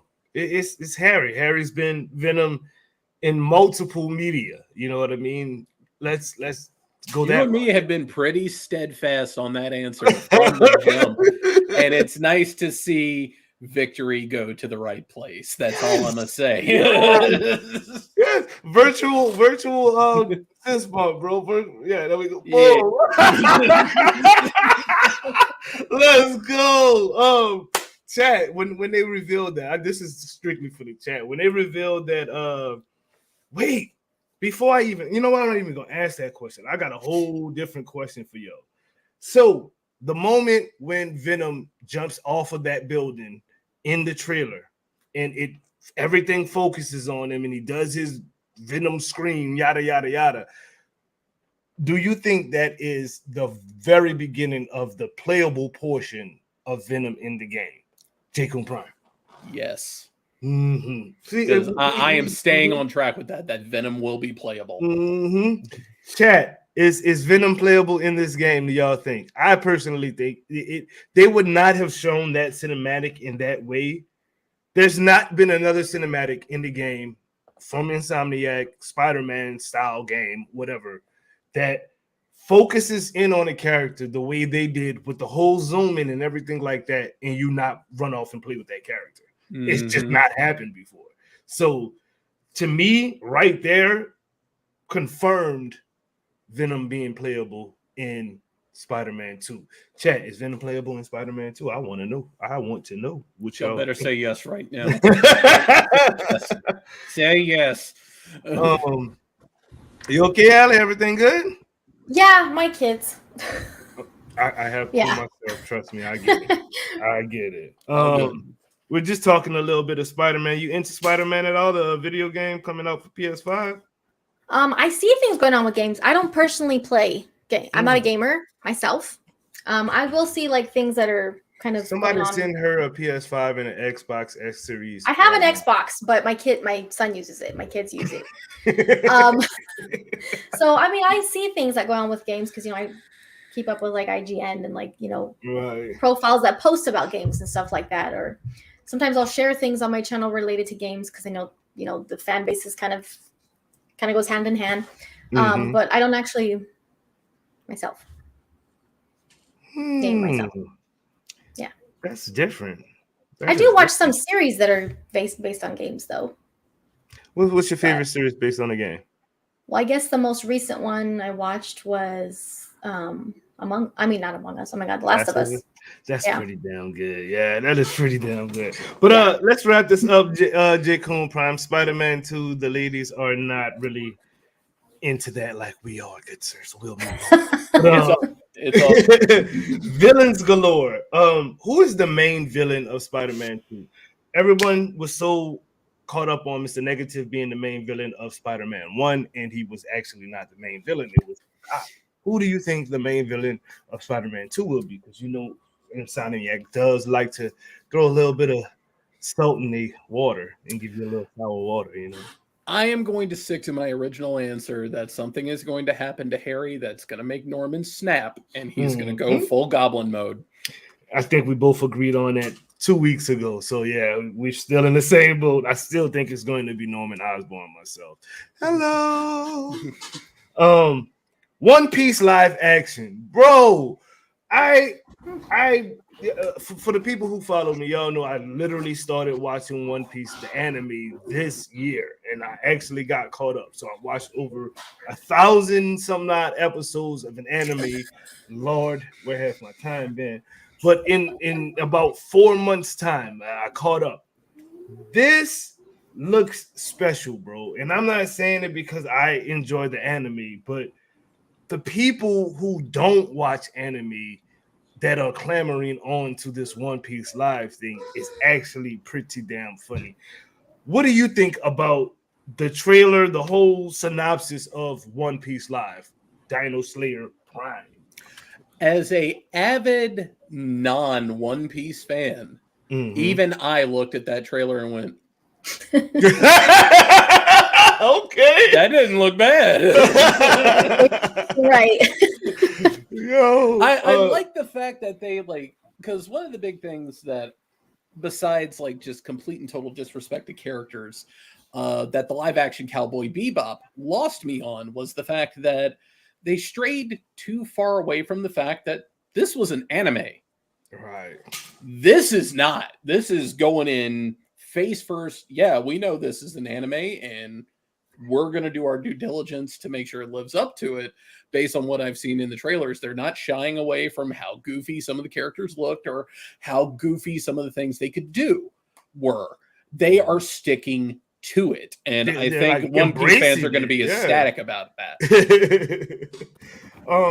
Ellie, have you had a chance to check out the One Piece live trailers? Yeah, I did. I saw that during the To Doom event, and I don't really know much about the animated series, but I know it's a big, like, I know it has a big audience. Still going to this day. Yeah, I know it has a large audience. So, I mean, I think it's cool that Netflix does stuff like that. You know, they kind of pay attention to what has a large audience, and they are like, okay, let's make that, you know? So we're like, yes to everything. So I think it looks interesting. Even though I don't really know much about the lore of the characters, but it looks interesting. I kind of like the aesthetic that it has. Because I don't know, this is probably going to sound dumb. It looks like this is probably too literal, but it looks like a live action version of an animated show. If that makes sense. Like, it doesn't really look like real life. Does that make sense? Like, not in a bad way. Right. You nailed it, because that's definitely what they were trying to go for. And I think that's what they were trying to go for. It doesn't look like, it's not bland. Like, it doesn't just look like, oh, these are real people playing these characters. It looks like, I don't know, there's something about the aesthetic of it that, yeah, it looks different in that way from other, you know, live action adaptations of animated shows. So I think it'll probably be a pretty big hit for Netflix. I think so. Rhea, especially if it, I'm sorry, especially if they're true to the materials for fans, because fans that know about it are going to be like, yeah, you know, this. People know all that stuff that are big fans of animated stuff or whatever stuff that's based on any other type of, you know, medium. Mm-hmm. You're going to have all the fans, like, you know, and I think a series is a much better way to go than a movie for stuff that's based on animated shows, books, like stuff that has a lot of history. I think series are better to do than movies, unless you do like one movie after a series or something. But same with Avatar: The Last Airbender. I'm really looking forward to that one because I love the animated show.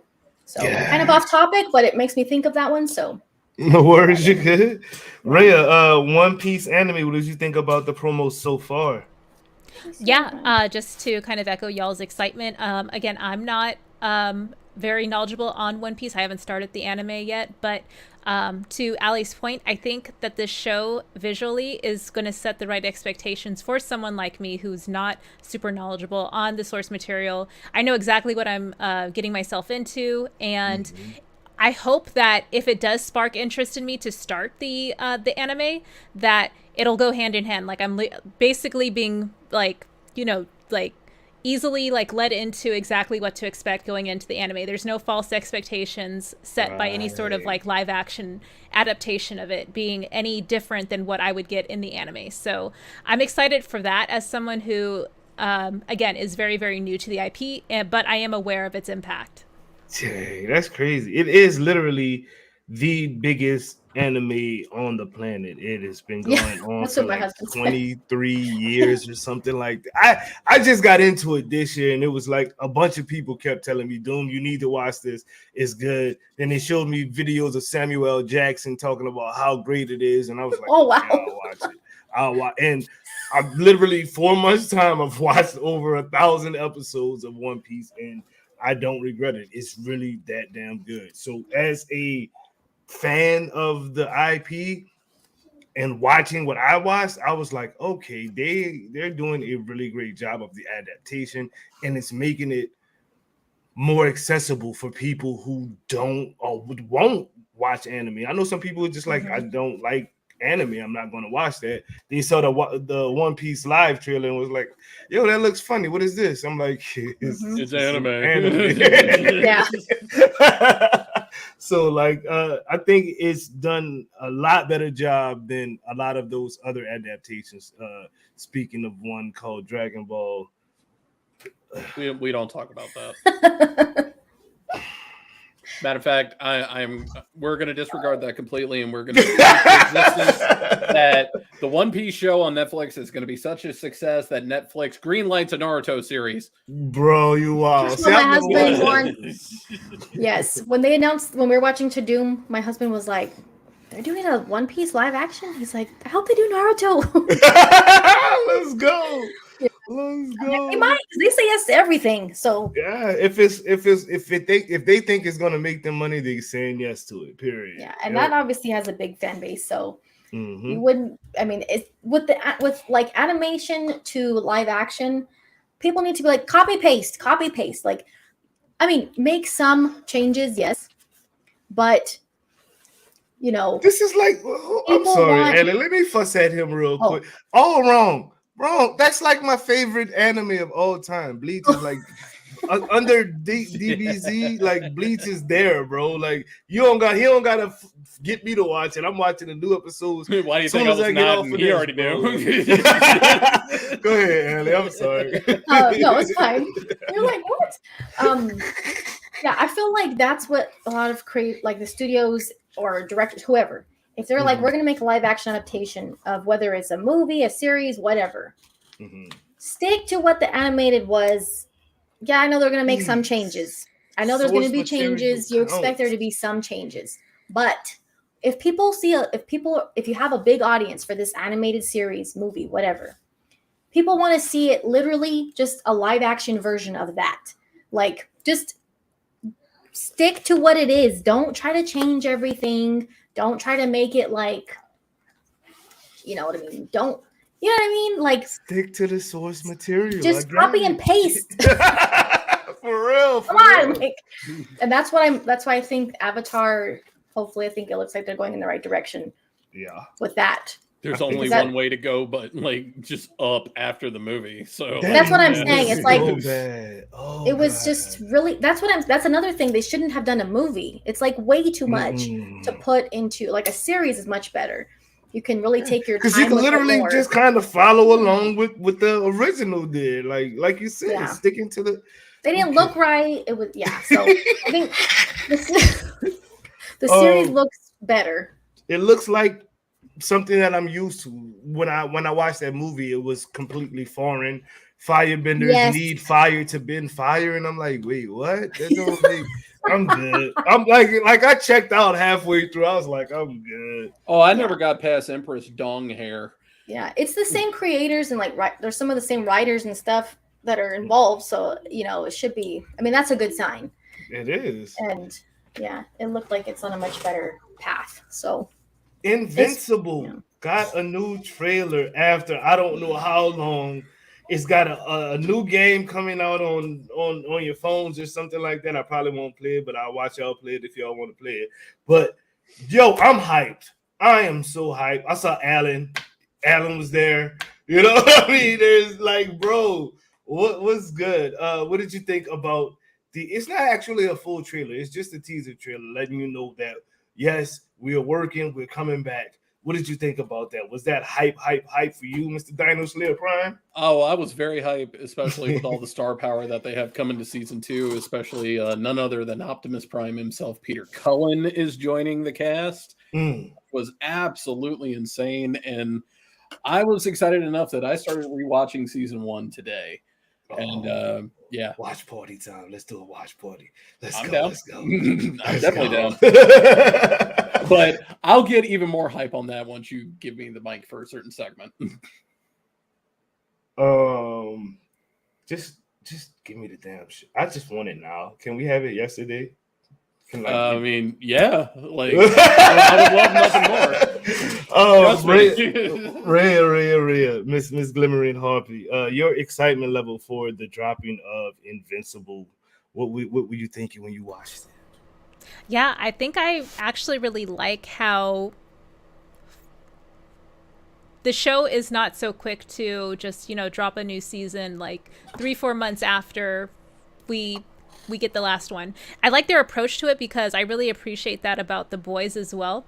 And I know those are two different shows, but I like that they allow the fan base to just give us a year to just, like stew on the content that we have so far and build anticipation. It doesn't feel like we're waiting for the next product, to come out. This actually feels like an event that people are looking forward to. And I miss that feeling. I don't want to like sit and wait like, a month or two to consume the next, IP. I want to have these shows like Invincible and The Boys sit with me for a long period of time and watch as my feelings about them change over time as these images and the story arcs and all the, audience engagement with one another, like all of that is informing my, my ongoing, enthusiasm for this show. When it's the opposite and we get, all these different, like let's say Invincible was to get like, different spin-offs and prequels. I know that there was, one prequel, but that one seemed to be pretty good. But like, let's say it was on just like a conveyor belt of different, like sub-products and stuff that since season 1 ended. That would probably dilute a lot of the enthusiasm for what the event of season 2 would come to be. So I'm just saying that like I appreciate how they're approaching this because it does feel like season 2 is going to be something that many of like even casual fans like myself are going to be able to tune in for and see the and be able to even engage with the harder core fans as well. Yes, indeed. I think a lot of that will also contribute to the fact because what's his name? Robert Kirkman, I think it is, was co-creator on Invincible. He probably demanded that they take their time with this because he saw what happened with The Walking Dead, and he doesn't want a repeat of that.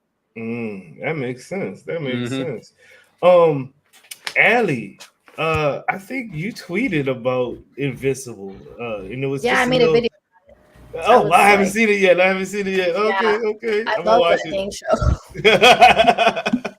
Go ahead and tell us what you were thinking when they finally dropped that teaser trailer. Yeah, I was so happy to see that they were going to have something to announce at Comic-Con because I'm like, where is this dang show? Like, yes, I agree with Raya. It's better not to Raya or Raya. How do you pronounce yours? How do you say yours? Raya. It's all good. Oh, okay. So I'm glad. Yes, it's better to not just one thing after another because like quantity over quality, quality over quantity is I think what they I think they're maybe sticking this maybe what they want.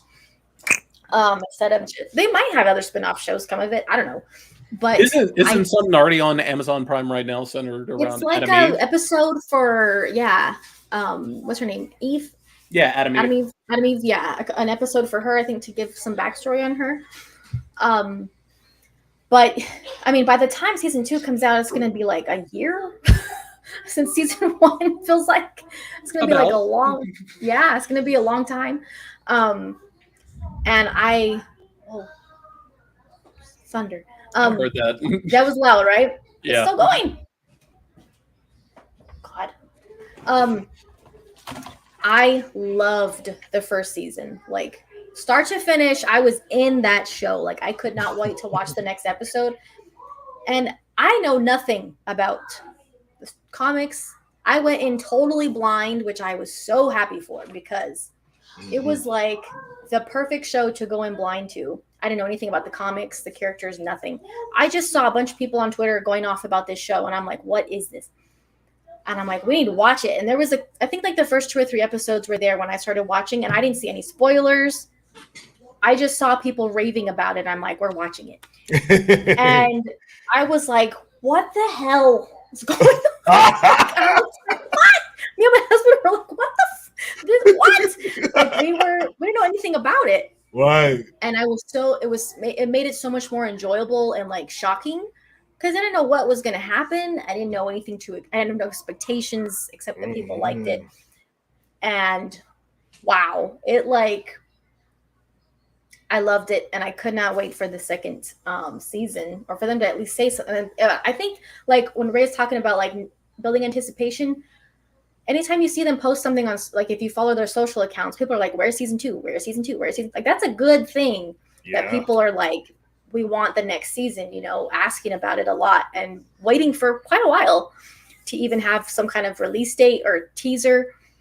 And I really don't do these kind of things on my channel because they take forever to like edit. I don't do like first time watching whatever. They're fun to do, but like, God, they're like an editing nightmare. I did that though for the finale episode. Because I'm like, I have to just watch it and like, I know I'm going to be mind blown. So I have to share that, like watching it for the first time, and holy crap. I don't think I've ever been that like it was such a shocking finale, and they have set a high bar for the first season. So it's insane. It is insane, especially like I'm gonna go ahead and give Rhea props about, you know, noticing how they spoon feed us with the info there. And it's good info when we get it, but it's not overwhelming. It's not too big of a spoonful. You know what I mean? Yeah. It's like, okay, we get a little airplane. Get this airplane. Just give us crumbs and we're like, but if the show wasn't that good, those crumb things would not work. And they work because the show is that damn good. Like, like one season made me want a live action. Like, oh yeah, I can't wait. So you know it's coming. It's Netflix is probably like, okay, Amazon, what do we need to do to get this from you real quick? I don't think they're gonna let it go. I wouldn't if I were them. If I were them, I wouldn't. But I hope they do a live action version. They got to. I mean, it's pretty brutal, but they need to. Yeah, they have to. I'm gonna say this because, like, I know a lot of people that got into Invincible. They never read the books. I was one of them. Finished the first season and then read all 4 volumes of Invincible. Season 2, if y'all better hold on to your hats because y'all are in for some stuff, and I'm not gonna say anything. Good, but a lot of people have their mind made up about Omni-Man. And I cannot wait to see everybody's reaction. Okay. Yeah, you going into spoiler territory. Don't do that. That's where we're stopping. I decided to not read on forward because I went into Invincible completely blind. He looked like a little funny looking guy, you know, with superpowers. I was like, okay, this is another Superman knockoff. Let me watch it. And I watched the episode where Omni-Man just wrecks their version of the Justice, the Guardians or whatnot. And I was just like, oh God. Yes. I was like, I couldn't talk. I was like, yes. I was so speechless.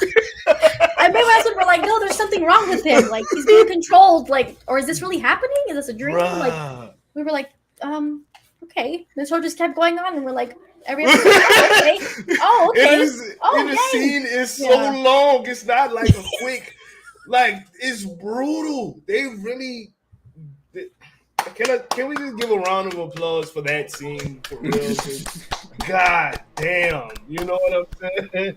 And that right there drew me in because that was episode 1, bro. You're getting that in episode 1. I was like, I'm in. Y'all got me. I already paid for this. So cool. I'm gonna keep this change I got, put it back in my pocket. This is good. I went right on Twitter and was like, yo, if y'all ain't watched Invincible, watch Invincible. They were like, you're late, bro. You're late. We already watched Invincible, bro. Like, yeah.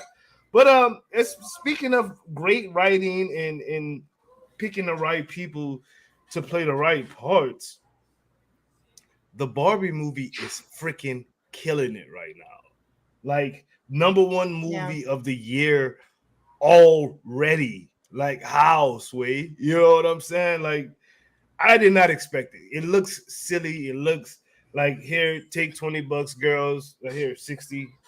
Go watch that. I'm good.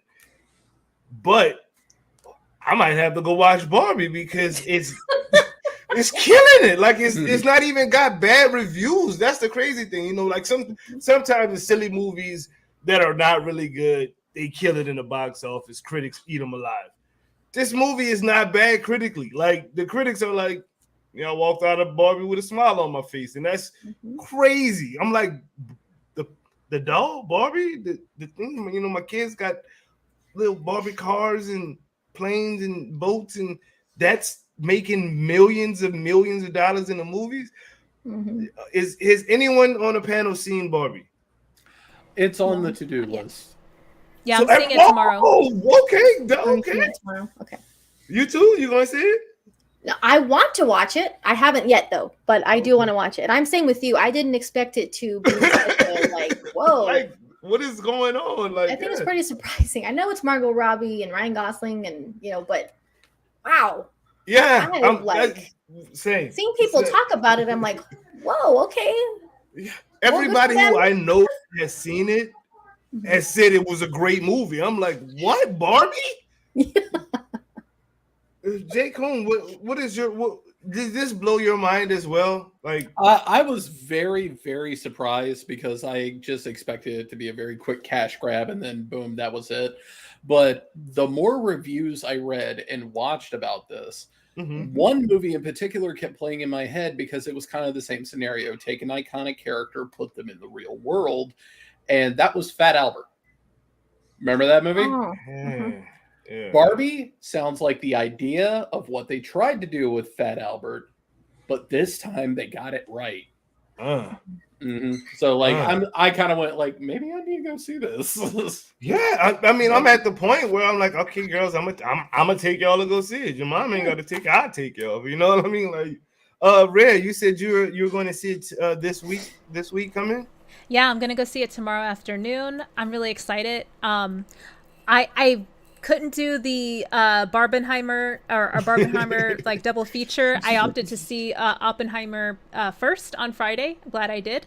And yeah, I am going into Barbie just trying to avoid spoilers, although it's hard because I'm on Twitter a lot, so there's gifs and reviews galore and all this other stuff. But more or less, I am still not 100% sure what the plot is or what a lot of the story beats are going to be. I know some images here and there, but I don't know what they are in the context of the film, which I'm super stoked on. So I'm going in as blind as possible tomorrow. Okay. Nice. Yeah, I don't know what it's about. I just know everyone who I personally know that saw it was like, it's a fire movie, and I'm like, it's women, it's men, it's LGBT community, it's everybody who I know that has seen this movie has nothing really bad to say about it. No runtime issues, no the acting was horrible or none of that. It's just like, yo, I enjoy myself watching Barbie. And now I'm gonna be honest with you, that's hella surprising and shocking to me because I did not expect that from the pink behemoth. I did not expect that at all. Like, what? Barbie doing numbers? You know what I'm saying? I'm just like, wait, is this real life? Like, let me pitch myself because that's the case, and that's cool. Before we wrap this whole wrap up, hopefully Allie will be back before we wrap it up. MK1, they dropped the most 15-second illest, no words being spoken teaser trailer for their villain segment that I have seen in a long time, and it was vicious. J. Coon Prime, would you like to take the floor, good sir? So with the announcement of Kombat Pack 1, after realistically it's probably going to be about November before we start getting them, Kombat Pack 1 will include the return of Quan Chi, Ermac, Takeshi Takeda, and new arrivals, Peacemaker, Omni-Man, and Homelander. Wow. I saw that and was just like, wait, what? I don't play fighting games, bro. I'm like, my hand-eye coordination, I'm getting old. I just can't do it no more. You know what I'm saying? But I was like, bro, I'm gonna play that just for the story mode and to get those villains. You dig that?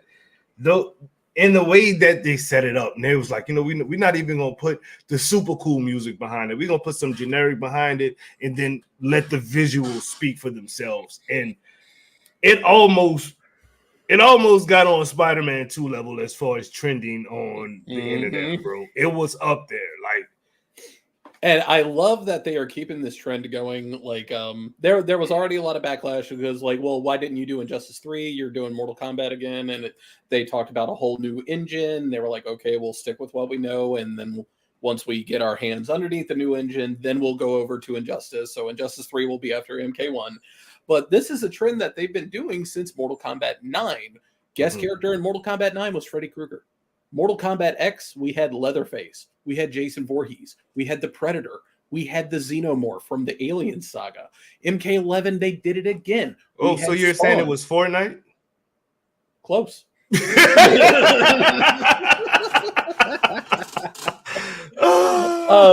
MK11, we had Spawn, the Joker, the Terminator, RoboCop, and Rambo. Damn. And I love the fact that WB knows, like, okay, this studio can do no wrong. Whatever they want to do, give it to them. NetherRealms. The fact that they pulled this off, and not only that, John Cena, J.K. Simmons, and Anthony Starr will be all reprising their roles for Mortal Kombat 1. That is so I know they said JK. That was the only announcement that I personally saw. I know you're into it. So did they fully announce the other two as well? Like, yes, they all three are confirmed. Like, John Cena wasn't gonna say no. Like, I knew that right from the jump. Anthony Cena was the only one where I was kind of like, he might not, but no, all three of them are on board. He has a voice actor that sounds just like him, though, bro. So he's good. Like, if he ever decides, I don't want to play Homelander, that dude could step in anytime and just be like, okay, I got it. I got it. So he's lucky. And we're lucky that he actually decided to do it because that dude could take his money. Like, and like everything that they showed off, like Mortal Kombat 1 is looking absolutely incredible.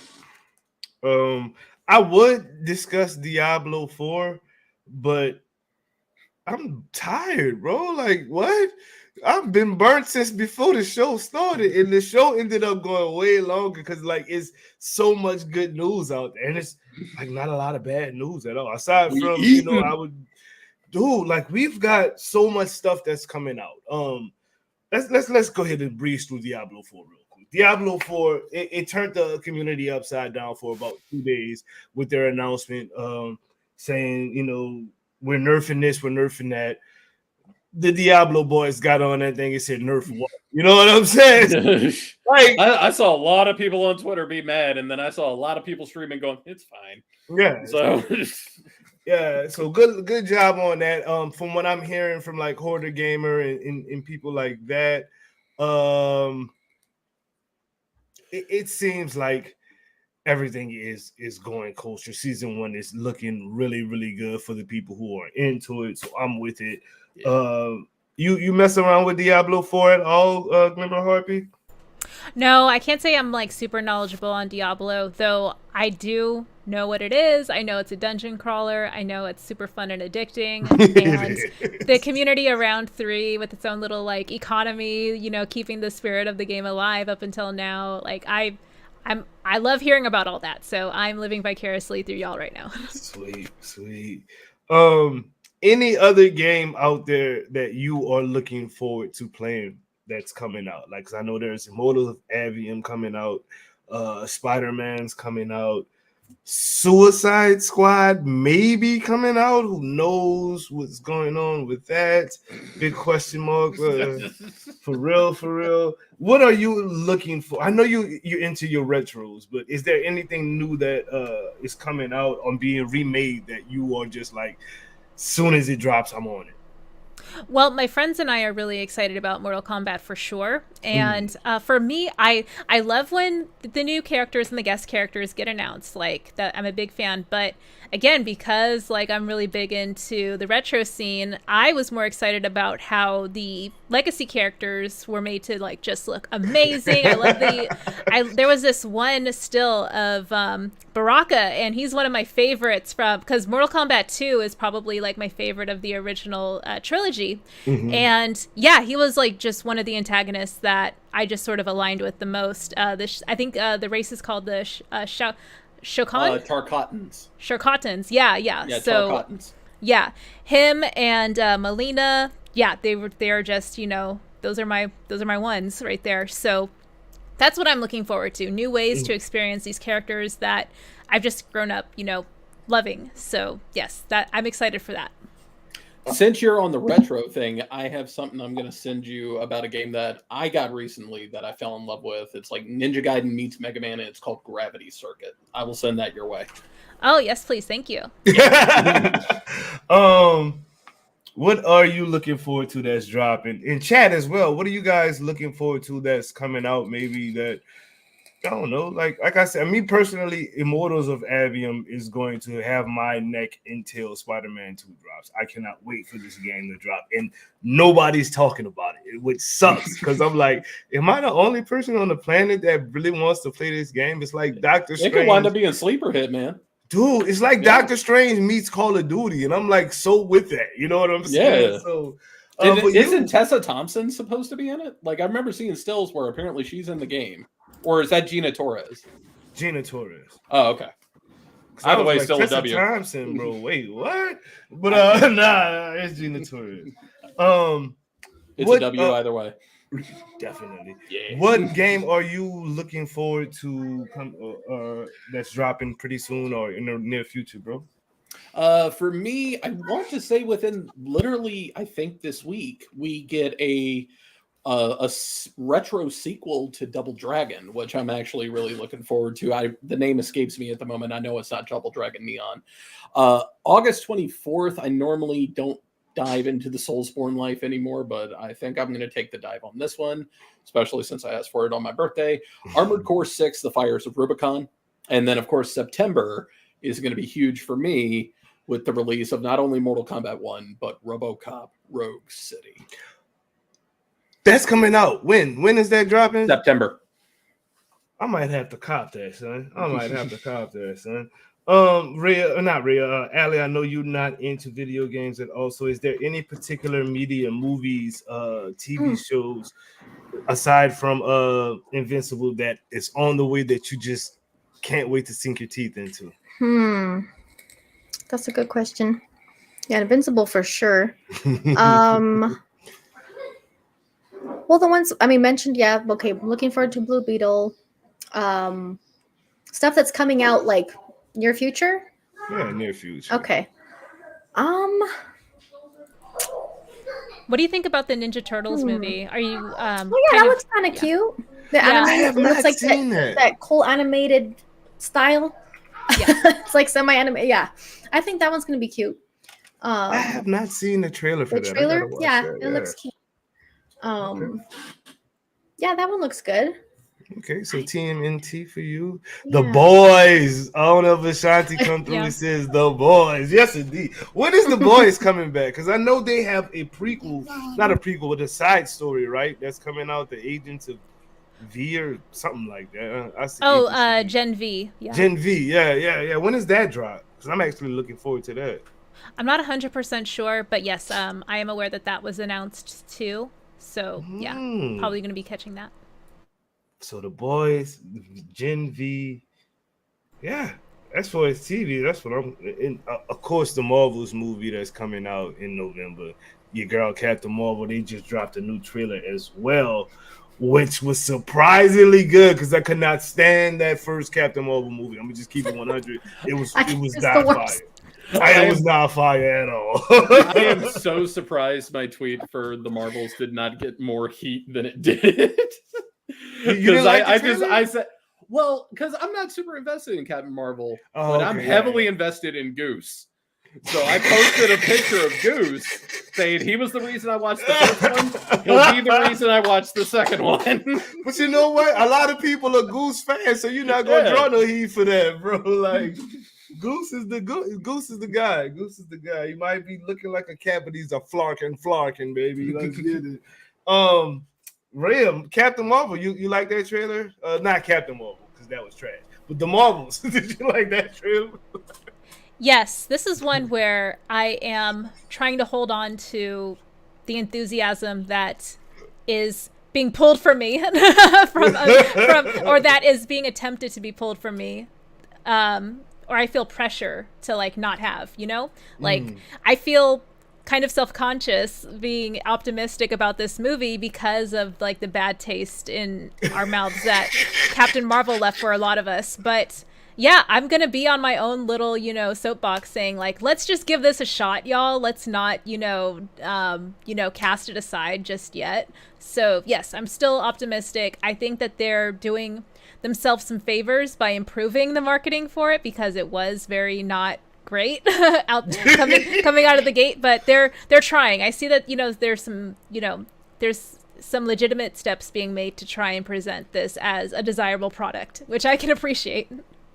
It looks fun to me. Like I never thought that the original Captain Marvel trailers or anything like it looked interesting. I was a fan of an actual Captain Marvel from the comics, so I went in the movie expecting something similar to that, but we just got anyway. Allie, your hype level for Captain Marvel, not Captain Marvel because that was trash, but I mean the Marvels movie. I don't know. I guess I don't really have like one way or the other feelings towards it. Like it's not something that I'd be like, oh, like I can't wait for this, or I mean, I guess you don't have a great that track record. Yeah, like a good pre, what I mean, going into it, because the first I mean, like you said, I wasn't really interested in the Captain Marvel movie to begin with. I went to see it, but I wasn't going into it like excited about it. And thankfully I didn't have any expectations, because, it would, you'd be disappointed if you had expectations. Right. And so I did not like it at all. I enjoyed the Miss Marvel show more. Yeah, Miss Marvel was actually pretty good though. So. Yeah, that one was a lot better than the actual movie. It's leading up to, more Captain Marvel stuff, but it was more enjoyable than that movie. I don't know. I'm not really invested into, I don't really feel one way or the other about it. I feel it. If that makes sense. But you know what? That's actually not a bad thing, because that means you at least will give it a try if it's. Yeah, I'm not Yeah, I'm open to it. I'm just not like. I'm sorry. I mean, I'll go, I guess. I'm not like. I'm open to watching it. I get it. It just sounded like that was somebody got a gun to the back of your head, like, don't you dare diss this movie, damn it. Like it's not incentivizing when you have seen Captain Marvel. It's not enticing. It's not, I don't know. I don't like Brie Larson as the character. I don't know. Maybe she'll be a little bit more interesting, but I don't know. It's not something I would be super hyped for. I can hear Suki is okay furiously typing on Twitter right now. Man, her sister is in here giving us the business for us, so we good. No, I actually agree a lot with like all of y'all's takes on this movie, especially Allie's. Like, for me, I think the perception of Captain Marvel being kind of like pretty much unlikable. Maybe that wasn't like the intention, but the delivery was definitely, leaving that as our lasting impression of her. And I think the studio caught on to that, and that's why they padded it out as like, this ensemble. And I'm okay with that. I'm actually really stoked to see Monica Rambeau and Miss Marvel of the TV shows that they were in. So yes, I think having more people to kind of play off of her and maybe like, bring some more likability to her is gonna, really, really pay off. Well, see, and there's in Endgame, she has her moment where she like comes to save Tony and Nebula. There was rumors before the movie came out. People were speculating that that's how they were going to get rescued or whatever. And me and my husband were like, oh, like some other way, any other way. But it was true. And when she I don't know, to me, that would be like a cheer moment for a lot of other characters. Like you would expect that to, it was like the way they presented it, it was like, oh, it would be a cheer moment. It was not in my theater. Like people were just she like, got her moment, but it wasn't that moment. People were just happy. No one, I don't think anyone was like, I don't know. There was no response. And to me, I felt like that would be some kind of like audience reaction type of moment. A moment of gratitude, and it wasn't. Yeah. It really wasn't. She did get her moment against Thanos when he tried to headbutt her, and she just stood there. Like the theater that I was in actually. She's powerful. She is definitely powerful. The fear he had in his eyes when that happened was. But that Wanda was got a way bigger pop than she did when she did her thing. You took everything. That pop right there was like. The entire theater was like nuts on that.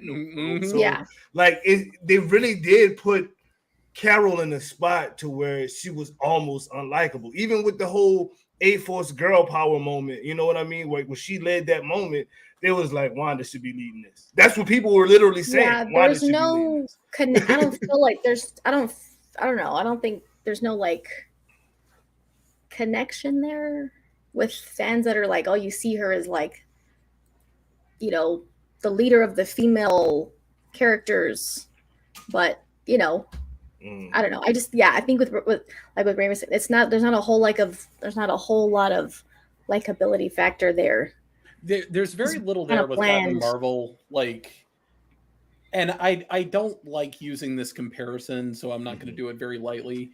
Superman, there's a likability to Superman because him being Superman is not all there is to him. He's also Clark Kent. And the story of Superman is more about a god trying to live as a man.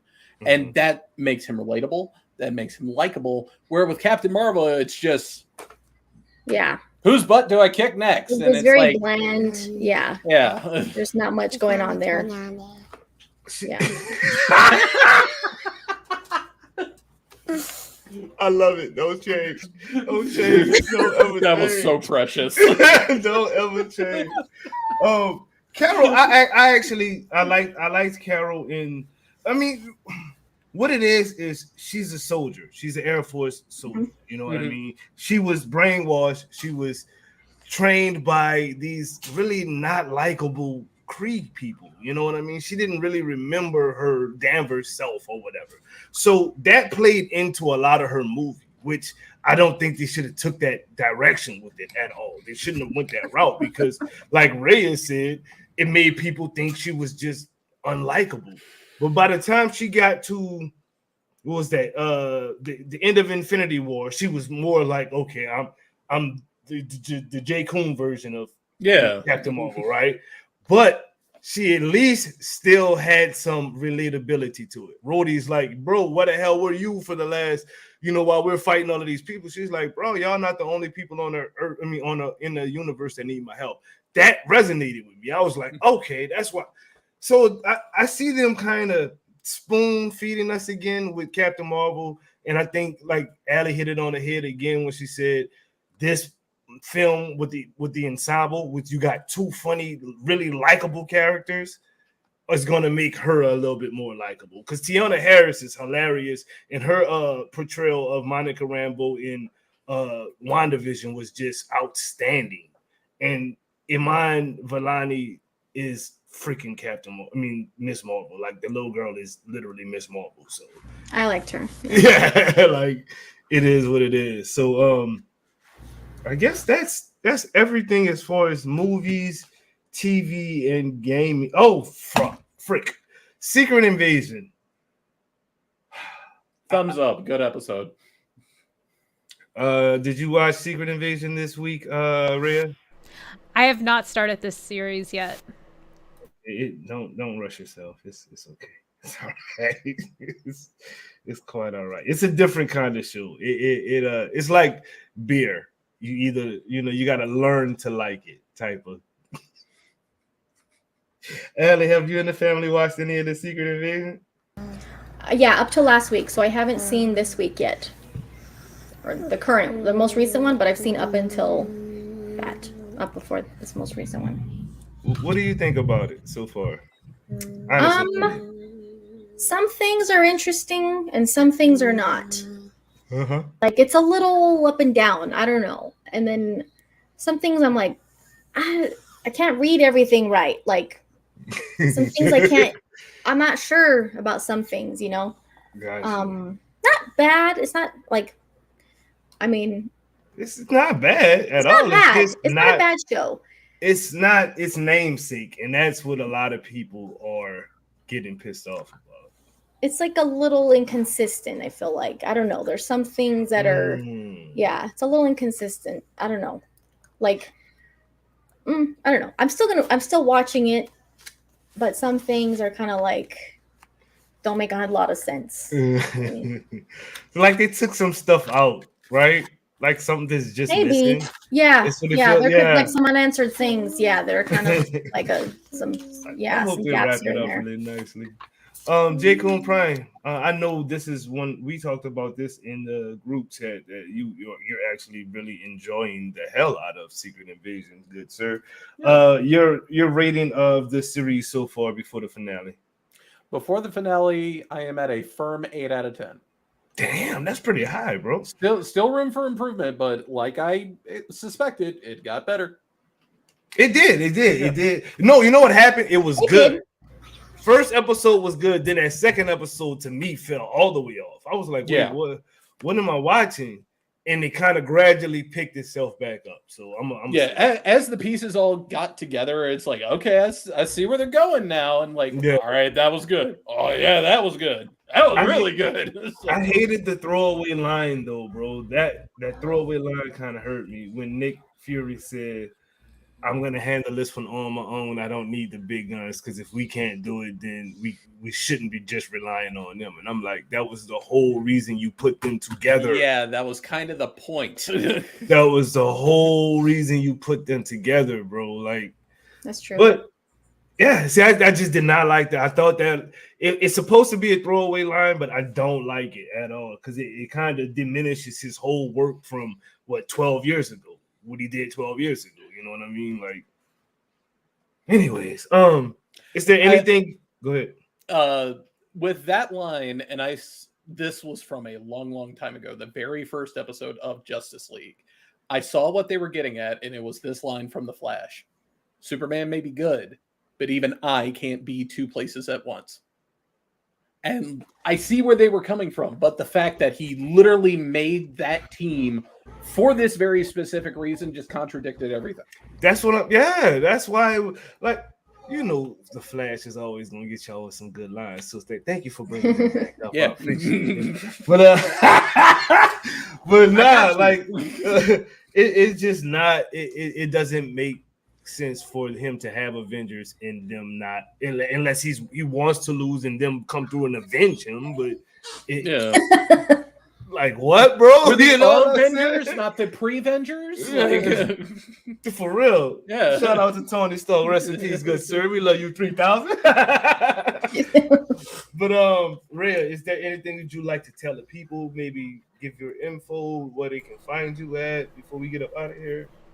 Yeah, y'all can find me pretty much everywhere at the Glimmering Harpy. I did start a new specific entertainment talk channel where I am challenging myself to do some pretty heavily edited content and deep dives into different topics that I'm interested in. I'm still doing gaming content, but I'm trying to flesh out the entertainment talk channel a little bit more because that is a big part of my, identity. Yes. And a big part of what is driving me to get back into content creation because there's so much to talk about there.